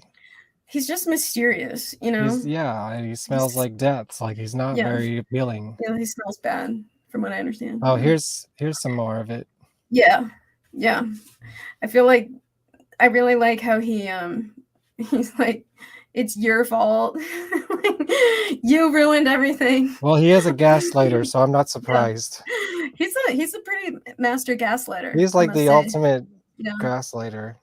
Yeah, you could, you know, psychopaths of the world can go to this book for lessons. You could learn a thing or two, creepy man, yeah. Yeah, but I wanted this unmasking scene to be more than just his physical mask coming off, but also his like narcissistic mask. He's no longer the charming angel of music. He's gonna eat your face. Angel of death, yeah. Haven't read the book in a while. Doesn't he have a disease that deforms him? It's never really explained. It's theorized. I've seen theories about like what kind of things he has, but he is born that way in the book. So yeah, he's always that way, and he's kind of described to me, I think he's described as like a mummy. And I feel like that makes sense for the time period it was written, because mummies were really popular in ancient Egypt, was like just coming to the public awareness. And I think, those mummy faces are really creepy. We're kind of desensitized to it now, but yeah, I think it was way scarier for them. We're desensitized to everything now. It's true. It's but terrible. when I went, I saw a mummy at the Minnesota, the Science Museum in Minnesota, and he didn't freak me out that much. So. You love the gaslighting. I do too. I know it's wrong, but it's I hope you mean the aspect of the character and not like for people to do to you in life. Yeah, I'm pretty good at spotting gaslighting because I write about it. Yeah, and that's another thing with all these fucking candles in these movies. They were doing electric gas back then. They were, yeah. The opera was electric. So get it right. Yeah. His whole house is electric gas. It's not a bunch of open flames. That's true. The opera. I know it's not as romantic to represent that, but like that's the accurate way to do it.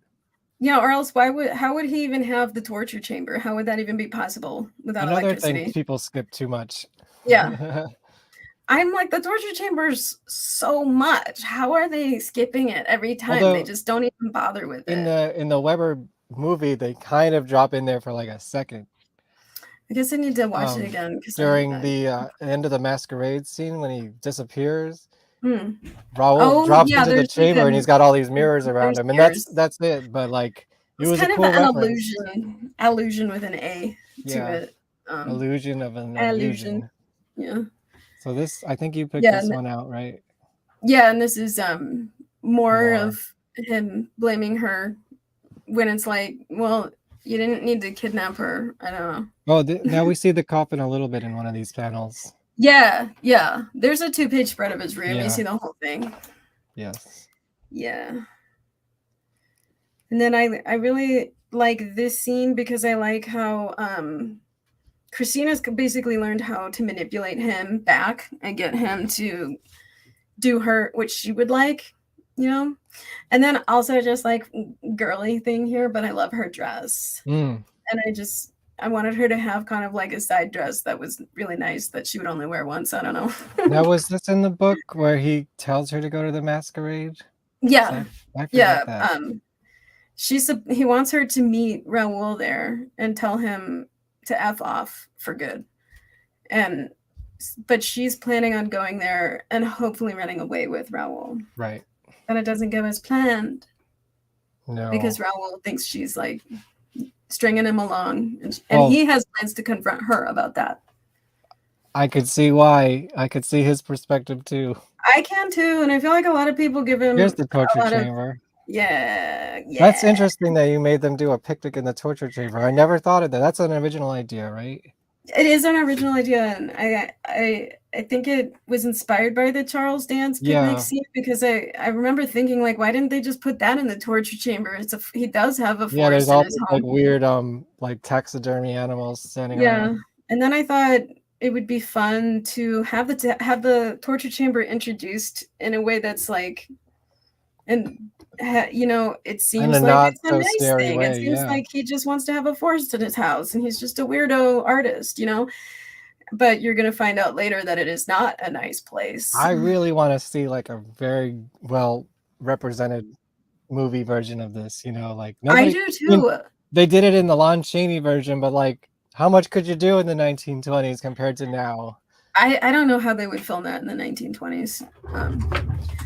I think with this scene, I because I've never seen it, I actually had to build it. I actually built a really tiny one out of mirrored paper, and put a little plastic tree in there because I couldn't visualize properly what it was going to look like because nobody's ever really filmed it. I guess the closest I've seen is like people go to these, I don't know what they're called, but they're like illusion rooms and but I couldn't picture like how because it's 6 sides, right? So how were those reflections going to play off each other with those angles? So it was really, I'm glad I built it because it didn't look at all like what I was picturing. So there's an upcoming from France, a movie? I haven't heard of anything. I've heard of 2. I've heard really? Tell me the news. I need to see. That's the thing. I haven't researched my news in a while. I heard there's one that John Legend is producing that's going to take place in New I Orleans. think I did hear about that. I was like, Yeah. And then I don't know if this is the same one, but AJ Dana, who I did the podcast with, he's in I an listened to F1, that. and I don't know if it's the same one, but it also, I think, takes place in New Orleans. But I don't want to say anything because it's like secret. But I think it's cool. Like, people still really want Phantom stuff. I don't understand why it is so difficult.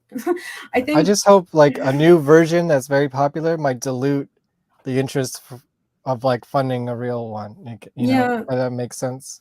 Honestly, I think the Leroux book wouldn't make a good film. It I should think be it a needs to be a series. miniseries. Yeah, and that's like it's the perfect time for that. We're in the age of like miniseries. Like, and oh my god, I HBO, think you pick could it make up. like a really Paramount Plus, awesome. pick it up. Disney, pick it up. Not Disney. Oh my god, no. I want it to be HBO. Well, yeah, I'd like that too, but yeah, I think HBO should works. do it, and I think it should be like a mini series, and I think it'd be really cool if they really just got into the whole lifestyle of like the opera life at that time.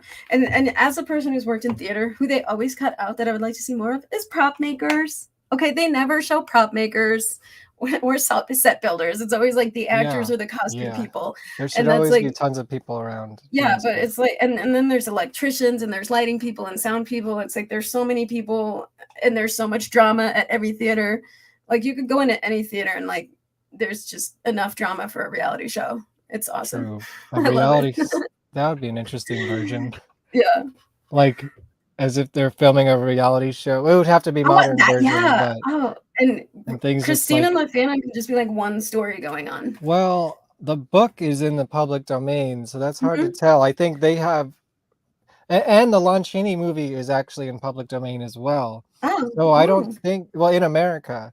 Okay. So I don't know what Universal owns necessarily. They probably have the copyright to like the Claude Rains version. I think as long as you write an original script, it's fair game, basically. Yeah, well, in different countries, I think the Leroux estate owns the rights to it, but in America, it's France that it's not public domain at this point.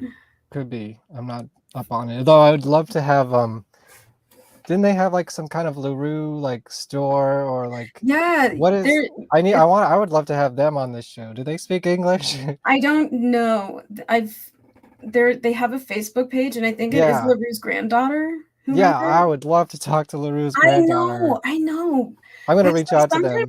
Sometimes people who are associated with like a super famous thing like that don't really want to talk about it all the time. So I'm like, is she down to talk about it or is she sick of it? I don't know. And I think the same for I think it's Carl Lemley's granddaughter or something has like a YouTube channel and she does a lot of like Universal monsters and Phantom kind of content. And she totally plays it up too. Well, I would. Well, he is a Universal monster, but because of they just messed up the copyright back in the 20s, so they don't own that anymore. You would know more about that than me. They released it. It was a Universal picture, but he's always going to be a Universal monster. Of course, that was another one that got like messed up. The whole there was supposed to be a the new Monster Universe thing. Yeah. They did like one movie with Tom Cruise, and it was a big bomb, and they just dropped the whole thing. Really? I had no idea that we're gonna do all the monsters over. Pretty much, yeah. And the Phantom, I don't know if they had like, I think they were gonna do it, but there was no details about it. Oh my god! It's gonna be probably modernized. I think it was the Mummy. They did the Mummy with Tom Cruise, right? Keith, you would know. Tell me. I think there's more of an audience now for like really, rich, detailed projects. Like, for example, a Phantom miniseries than there were back when they were making those. So I think if they make it now, it'll be better. The Masquerade. Well, here's the Masquerade. Yeah. Yay. Again, like the red, just like was the obvious color to choose because. Yeah. Well, you have to with this scene. Where's my Where's my friend, the Red Death? Awesome. Hello. I want it. Cute. Oh, his cape is covering his face. Very cool, right? Yeah, he's cute. I have a packaged one up here too. Nice. Let's see. I'll show my slideshow later for my wall. Yeah, of course, the Red Death. Did you want to say anything about this other than just how magnificent it is? It is. I really have always liked this part where everybody's in a costume and he's come as himself, but everybody is convinced it's a mask and that it's just like this really, really incredibly detailed mask. But then one person comes up and he gets close enough, he wants to take the mask off and see who it is, but he realizes it's not a mask. And that's another thing they never do in the movies. He's always wearing a mask in the movies. Yeah. What's up with that? It's supposed to be his real face. Because they never have him actually have a death's head, you know? Yeah. So how are they really going to do it, you know? And Evil Kitty Keith says it wasn't that bad in reference to the Tom Cruise movie, but it was a big bomb. What movie was the Tom Cruise movie? The Mummy, I believe. The Mummy? I thought that was he trying to steal Brendan Fraser's thunder or something? It was after that. Yeah, it's his here, that's not cool. Everybody likes Brendan Fraser now, so wait, didn't they not like him for a while? Yeah, but now they like him. I love him as Encino Man is my favorite. Yeah. Oh wait, if you go back there real quick. Mummy, 2017 film. Yeah. Oh. I kind of vaguely remember this. Yeah. And let's see if it says anything. Was it called The Dark Universe? I think. Let's see. Yeah. I think it was called The Dark Universe. Yeah, I don't really get the whole mummy plot. Do they just unearth a mummy and then the mummy wants to kill them or something? I don't know. I haven't seen it. I haven't even seen the Brendan Fraser ones. Dark Universe, Universal's canceled cinematic universe featuring the Universal classic monsters. It's kind of a bummer, but I'm glad they didn't ruin Phantom again. So I welcome them ruining Phantom again as long as it's in a uniquely. I guess if they do it in an original way, that's something. The Mummy remake starring Tom Cruise was an attempt to establish a Dark Universe series comparable to the Marvel Cinematic Universe. The success of popular crossover series has led to a reassessment of Universal's monster films to be amongst the earliest cinematic universes. Blah blah blah blah blah. Anyways, there was supposed to be a Phantom one. Well, yeah, I know. Try again. So anyway, go back to that page because there's a little Easter egg in there. So I'm not sure a lot of people did see this. I'm not sure if you did, but that's Gerard Butler Phantom going up to him. That did look familiar. That mask, That was kind of like my artistic revenge on that guy because that was so disappointing. I just remember being in the theater and like the mask coming off and it's just this sunburn and I was like so disappointing. I was just like I want to walk out, but what is he doing? I want to, but I didn't. But I wanted to. So such a missed opportunity. What's that new song that he sings that they cut out? Even then. Oh, Learn to Be Lonely or something like that. Blah blah blah. Whatever. Yeah. Anyway, funny. I think that's what I gotta say. Yeah, Gerard Butler Phantom ran into Leroux Eric. And then now for like the Phantom tours, they keep this mask instead of the big skull, which I love. It's so great. Like, why did they change that? It's probably just easier for the actor, honestly. Yeah. A lot of the choices they make, I know the half. No one would listen. That's right. Michael Crawford had trouble singing with a full mask. So that's why it's a half. Wait, that part's recorded, I believe. It's he doesn't sing it live, that scene. On Broadway, I think. I think they record the high notes and the difficult notes, but they do that too. Yeah. I think also in the Masquerade scene, he doesn't sing live because of the mask. Yeah, that would make sense. Yeah. So he just has to worry about walking down the stairs very carefully. Which will be hard in that mask, and that set's pretty. And then there's another one that appears. This is a weird detail that I like. Maybe I'm remembering it wrong sometimes, but I'm pretty sure when he disappears, another one appears and starts running down the stairs. Yeah, they do that a couple of times. Right? Yeah, they do that in I love that. In which when they first go down for the Phantom of the Opera sequence, they have a body double, Eric and Christina. Yeah, definitely that. Yeah. So here's more of this. Did you want to comment on this? Yeah, so in this scene, she went to the masquerade kind of hoping that Raoul would help her escape, but Raoul was really mad at her because he thought she was being a skank or something and leading him on. And then she just is very lost and went back to the thing that works, which was Eric. And now she's kind of trying to think, maybe I can control his moods, I can maybe keep this, maybe, So Good in this luck. scene, I think she's just genuinely trying to like have a relationship that, makes sense in some way. Oh, I picked this one out. I was like, you thirst trapped Raoul. I did? Tell me you didn't. Well, I just didn't want to have to draw him fully getting into pajamas, so I just had him take his shirt off. Like, Uh-huh. But Hey, I don't want fault people you to for think it. he's hot. I want people to think, He should be hot. He's a young, yeah, he's the he's hero. He's the love yeah, interest. exactly. I want it to be obvious that they're physically a good match as well as, emotionally, mentally a good match. Okay, so let me go back to this. I don't have a slide for it, but this is a scene that everyone skips. Yes. Let's talk about it. Okay, so I've thought about this. I think this is another scene that's I've never seen this in any movie ever. No, I haven't seen it anywhere. And I think, yeah, because they have to leave the opera house, they got to build a new set, or else they have to find another place to shoot. So I guess for practical reasons, but I think it's a really important scene to keep in because I think it would be easy to just find a house that exists already and film in it. That's an easy set. It's easy. You don't have do to a lot build of stuff, anything. It's like, I don't know. I think it's an important scene because Eric comes to his house. He But does obviously he? we all Are you know. sure? Do you think he really is there? Oh yeah, without a doubt, yeah. And he gets shot. Raoul draws blood, and There I is think blood. There is blood. I think it's important because in the opera house he's like basically undefeatable.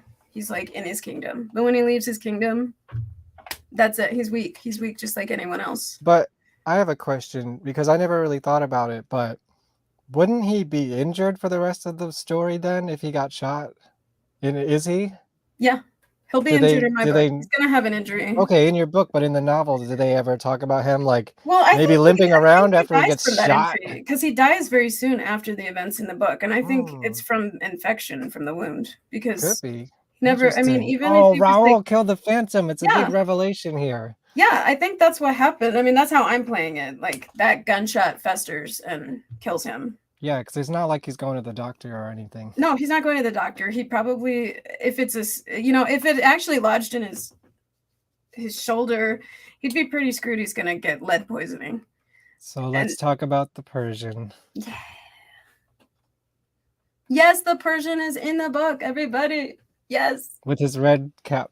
Yes. Well, it had to be red because he's Eric's buddy. Yeah. And he's thinking about Eric. Yeah, they have an interesting relationship. You'll learn more about their relationship in the second book, obviously. Again, yeah, I imagine the second book's gonna have a lot of Persian in it. It's a lot of Persian.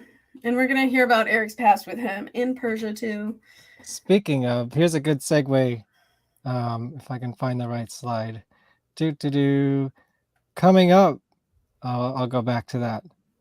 Coming up on July 22nd, Phantom Friday, July 22nd. I can announce this one. Have you heard of the Trapdoor Maker? I've seen that on Amazon. Yes. It's a bunch of short stories, right? No, it's a graphic novel. What? Yeah. Oh my god! And it's a prequel, and it's funny and it's violent and it's very unique. How did I not know about that? I gotta We're gonna have the director. This is somebody that I was trying to get on my old show, Phantom Phenomenon, like 10 years ago, and finally, I'm gonna interview him. Oh my god, oh my god, we should do a 3-way sometime. We could do that. Yeah, if anyone wants to join in, I can send you an invite. Let me find some cool art from it. But yeah, this is a very unique tale of his time in Persia. Yeah. Oh, here, look, here's a torture chamber. Awesome. Nice. I'm guessing from the Shah's castle. Yeah. This is all happens in Persia, I think. And that's like another thing that is so fun about him because he kind of makes this H.H. Holmes House of Horrors palace for the Shah when he's in Persia, and that's where he brings that to the opera house, basically. Yeah, and the other amazing thing about this cover is it's art by Basil Gogos, who is famous for his famous Monsters of Filmland covers. He's done many Lon Chaney and other classic monsters, and he also did the cover of the Misfits album, Famous Monsters. Nice. And he's unfortunately passed away now, but my friend Jeff did an interview with him before he died for his Misfits documentary, so cool. Watch out for that. Yeah, I can't believe he got this guy to do his art. I mean, he's so famous for doing other Phantom artwork. Cool. He got to do a pre-Phantom artwork. That's awesome. We're gonna talk to him. That out. I'm excited. And yeah, I thought this was a good chance to just say that. And here's my other announcement. We don't know the date yet, but I'll be talking to Ryan Bijan. I hope I'm pronouncing that right. Who made Eric Portrait of a Living Corpse? It's a I guess you would say amateur film, but it is a film nonetheless. And he not only wrote and directed, but also played Raoul. Well, I'm going to be watching that. I'm excited. Yeah. I'm surprised there's all this Phantom stuff. Oh, there's so much. There's like too much almost. Yeah, I think next week, let me check my calendar. Next week I'm taking off from Phantom because you know what? Sometimes you got to do shit on Fridays. That's true. It's Friday. You live in New York. Next Friday, yeah, I'm going to go see the Circle Jerks in New York City, which is a classic punk band.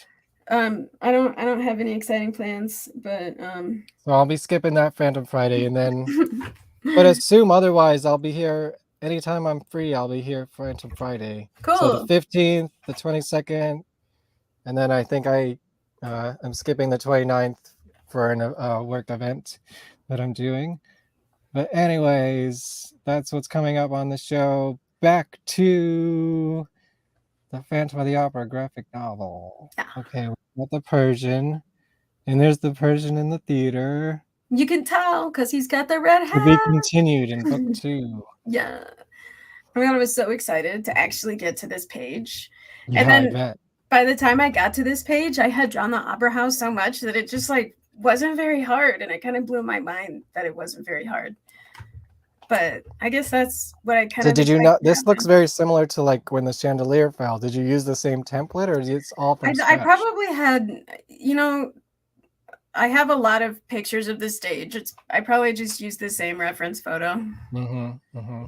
But it is what it is. And then that's obviously the end of the book. But I don't know who picked this out, but this is a great representation of the red enveloping Christine. This is when the Angel of Music first takes control of her. And she was fighting it. But then finally she just like can't fight it anymore, and she lets it in, and she's super high. Trapped. Yeah, totally high. Here's another Persian, close-up of the Persian. Yeah, I wish there could be more of him in book 1, but I'm telling you, he's all up in book 2. It's like, well, in the book, it's the same way. It's like he's hardly there until the second half of the book, and then it's all like him. Yeah, exactly. They kind of hint at him. He like shows up. Actually, there was a page I almost wanted to add in, but because of the way where like they bump into him for a moment, but because of the way all the 2-page spreads are set up, I couldn't really add it, so I just had to like move on.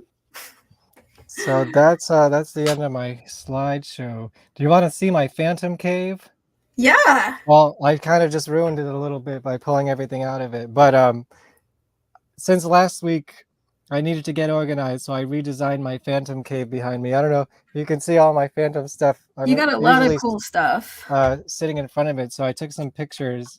So if anybody sees anything they want to talk about, or maybe want to hear me talk about on a future episode, leave a comment in the chat or in the comments if you're watching this later. That's like a full view. So who's that? You have a little plushie back there with the half. Yeah, I'll get that's I used to have a plushie that was like of Lon Chaney. I don't know what happened to him. I'm like, this guy. He's so cute. This is from Gamesicle. I don't know if this is officially licensed or what, but It's pretty fucking awesome. I know they have some of these backstage at the Phantom of the Opera on Broadway because I've seen it in pictures.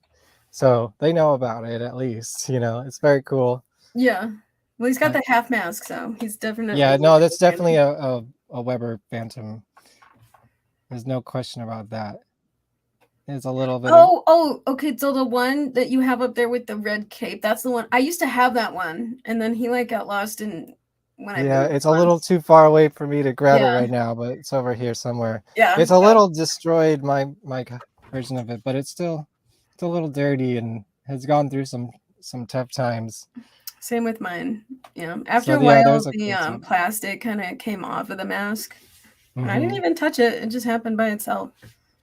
I like that little Funko Pop one. Yeah, you haven't seen the Funko Pop? I'm out of touch with the Funko Pop. I mean, it's not. I don't know when it came out. I like his white eyes. It's super cool. I don't know. Trying to find a date. But yeah, I love my little Funko Phantom. This is a really nice collection you got here. Yeah, well, I've been collecting stuff for like 30-something years. Of course, the complete Phantom. I had that. Essential.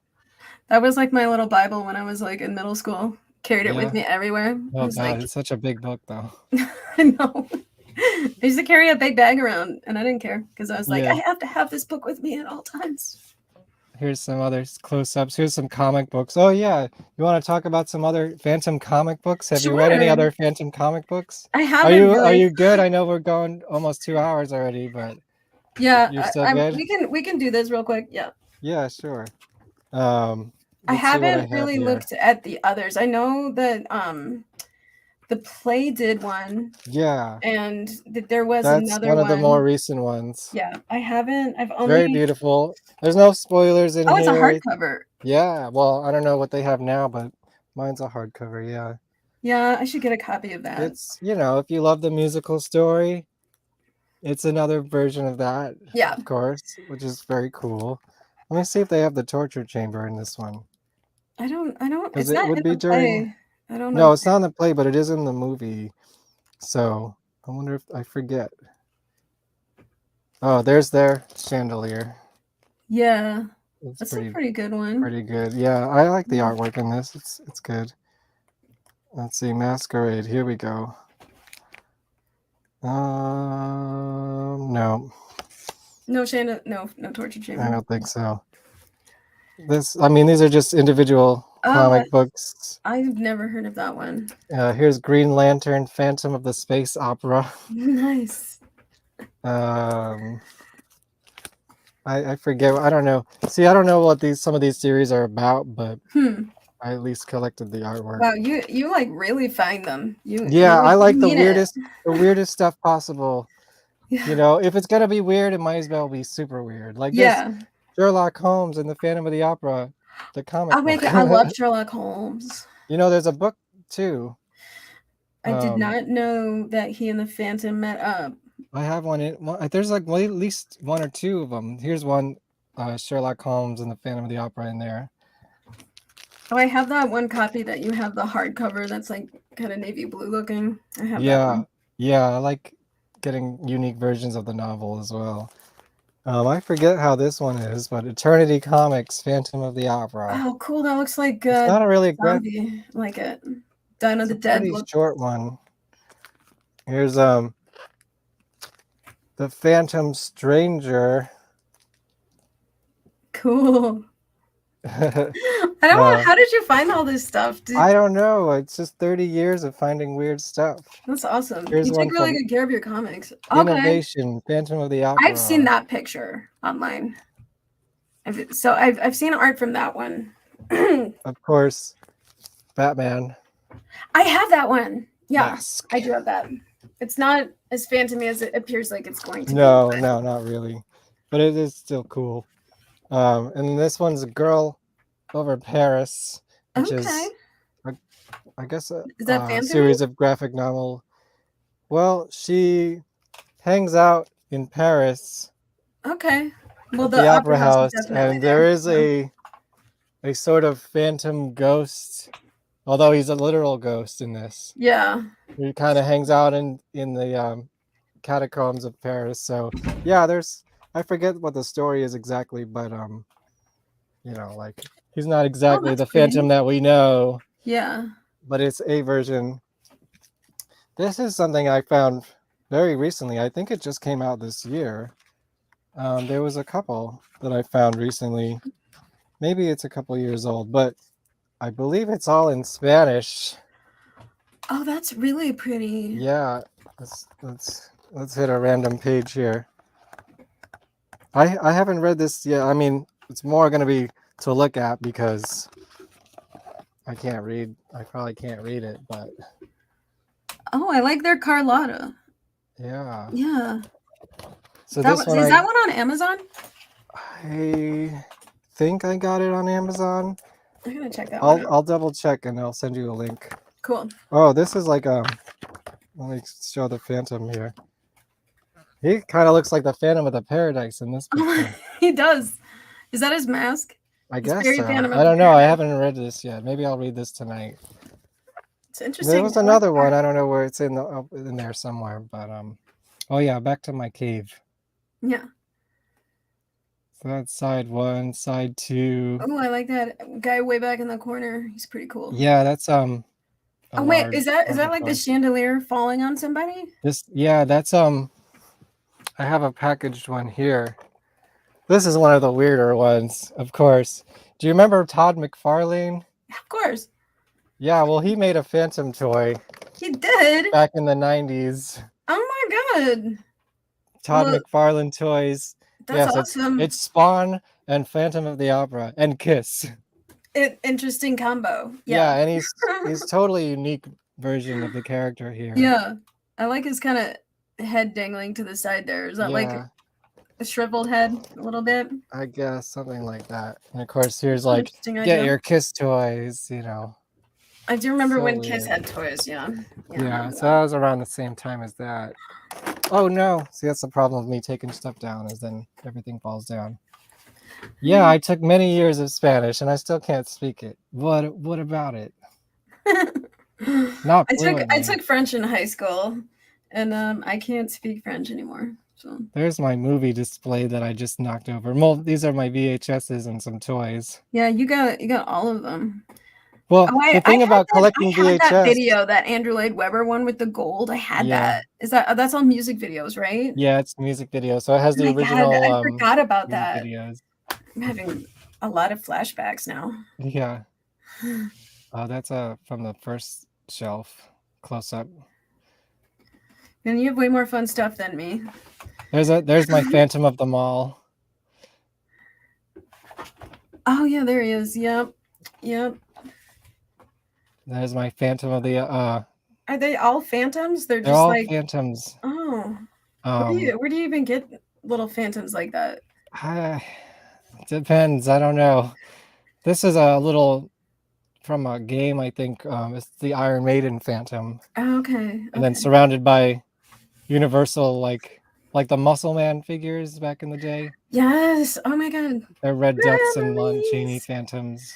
Nice. That's the other side. I got my Sarah Brightman and the Starship Troopers vinyl. Sarah Brightman and the Starship Troopers? Yeah, this was pre-Phantom when she was in a dance troupe. And she did some interesting things. That's right. She was in Cats, and that's where Andrew Lloyd Webber saw her. I remember. Andrew Lloyd Webber's Cats. The Return of the Phantom video game for the computer. Is that good? It's unique. It's if you can like set up doing like a live gameplay of that'd be yeah great. I think people have yeah, I'll do something with it. And then there's Phantom. I know that one. Yeah, that's something my friend got me when he actually went to the opera house, and it was in the gift shop. They must have a ton of Phantom stuff. Yeah, there. I need to go there one day. I bet they milk it. My friend made that. They have box 5 has like a sign on there that says it's the Opera Ghosts box. These are my DVD shelf. Nice. DVDs. This is all my Phantom movies. If you see anything interesting that you want to talk about, let me know. I think we covered them all. All of them? There's like 100 of them. I know, but I don't know a lot of them. I know. Yeah, a lot of them are very obscure. I see Charles Dance, and I see Phantom of the Paradise, and there's Dario Argento, Rat Phantom. Yeah, Rat Phantom. He's got a special place in my heart. Rat Phantom. Popcorn. They're in roughly chronological order. Cool. Then behind my little Red Death here is my Blu-rays. Well, hopefully there's going to be more to add soon. There's always more to add. If I think the John Legend idea sounds good. I'm interested. I'll check it out. And I have to say, I'm a little like anybody who's gonna make it a musical. That's brave. So is he gonna play the Phantom? I don't know if he's gonna be in it or if he's just producing it. I don't know a lot about it. I love these. But I gotta say, like, I do need to start wrapping. Yeah. No, we've just about hit 2 hours, and I think that's both of our limits. I mean, I could go on and on, but we'll have you back to talk about. Yeah, I'd love to. Definitely, it'd be really fun. Everyone, check out my other show on Thursdays, Von Pod. That's my normal. Talking about the stuff that I do.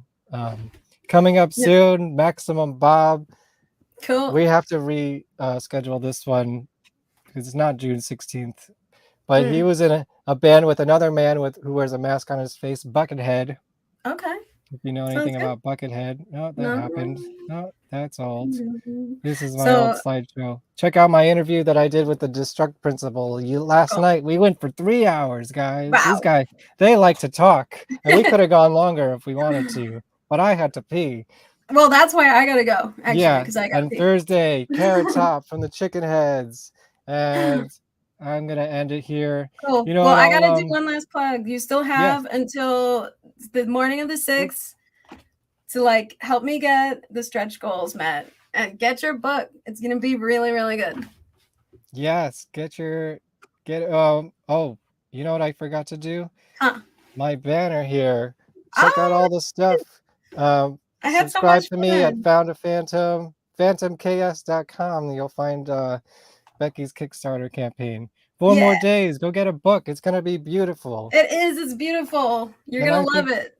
I'm gonna end We should do another one when I have it in print. And I can actually show it. Yeah, for sure. We'll do a part 2. Cool. There's never a lack of Phantoms to talk about. I'll tell you that. That's true. Thank God. Thank God everyone loves it.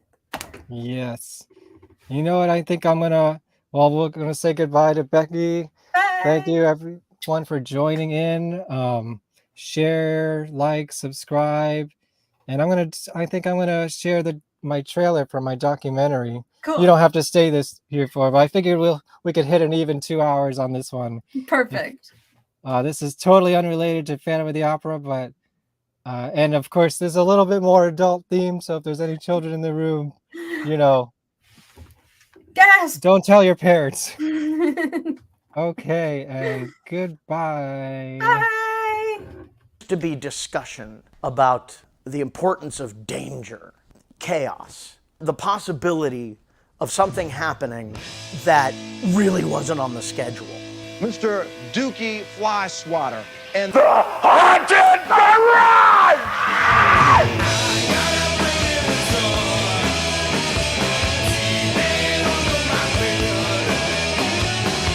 If you took 80s slasher movies and put it in a blender with metal and punk rock, you're gonna get Haunted Garage. Dookie and his crew were almost like making horror movies, horror punk. But the gag is, you're in the splash zone. It is splatter rock. It is chainsaw rock and roll. Not only chainsaw them, but would pull the guts out and spread them all over the place. It's like going to a horror movie, except it's actually happening. There was this real fervor at the time about shock rock, how bad it was for the kids. The shock value was exactly what I wanted. I look over and I see Dookie with his arms on fire. The flashes from the rear end.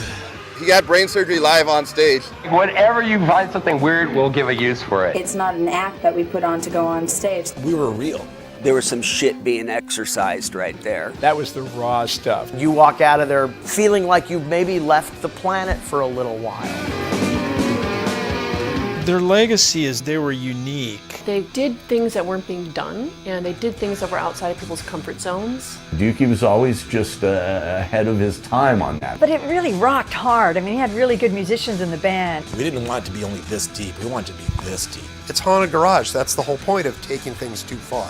They just were doing it to have a good time and make you laugh. It was always fucking fun. Actually, we're a lot more stable than, like, think, Bill Cosby.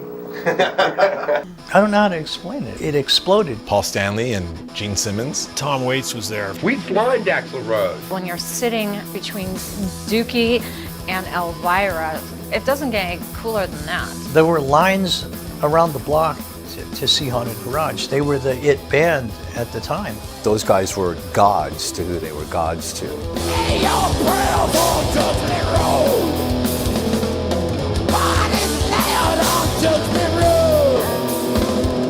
He's an icon of the underground exploitational genre. Punk rock god of Hollywood. Bela Lugosi's horrible punk rock grandson. G.G. Allen, but fun. He's like a friendly vampire. He was LA's Peter Lorre.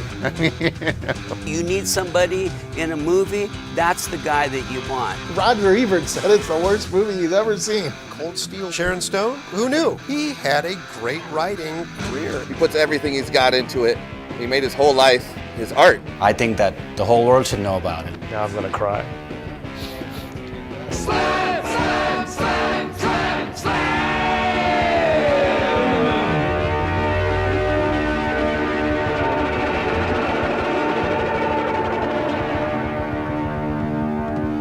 Wait a minute, you're gonna get this. Oh, thank you.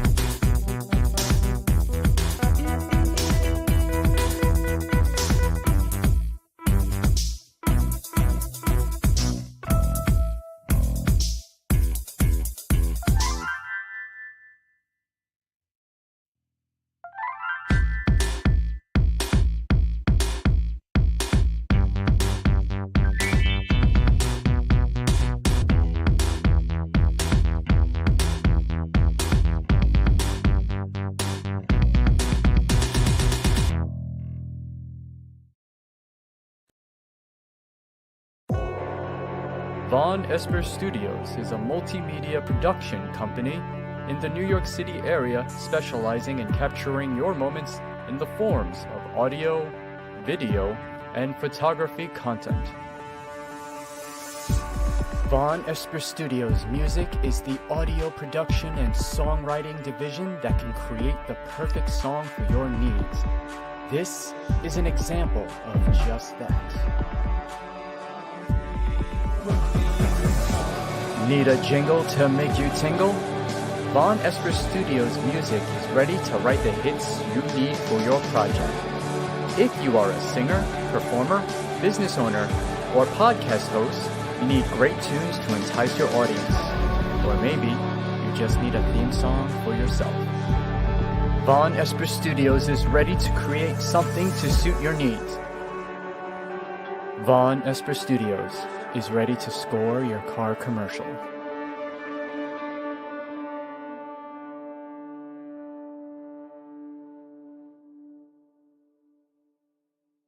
And now, a word from our sponsors. Welcome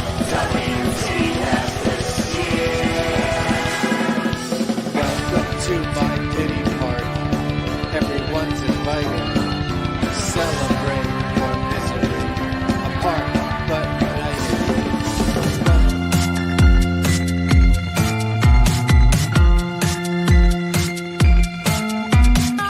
Hits.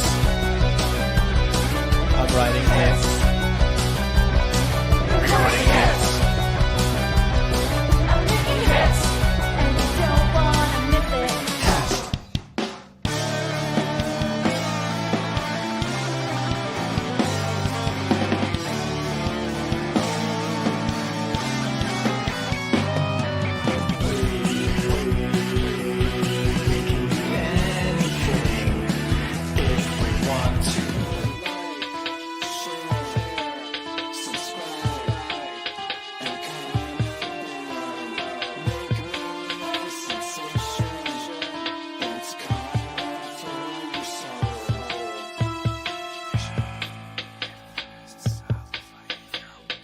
Comment below!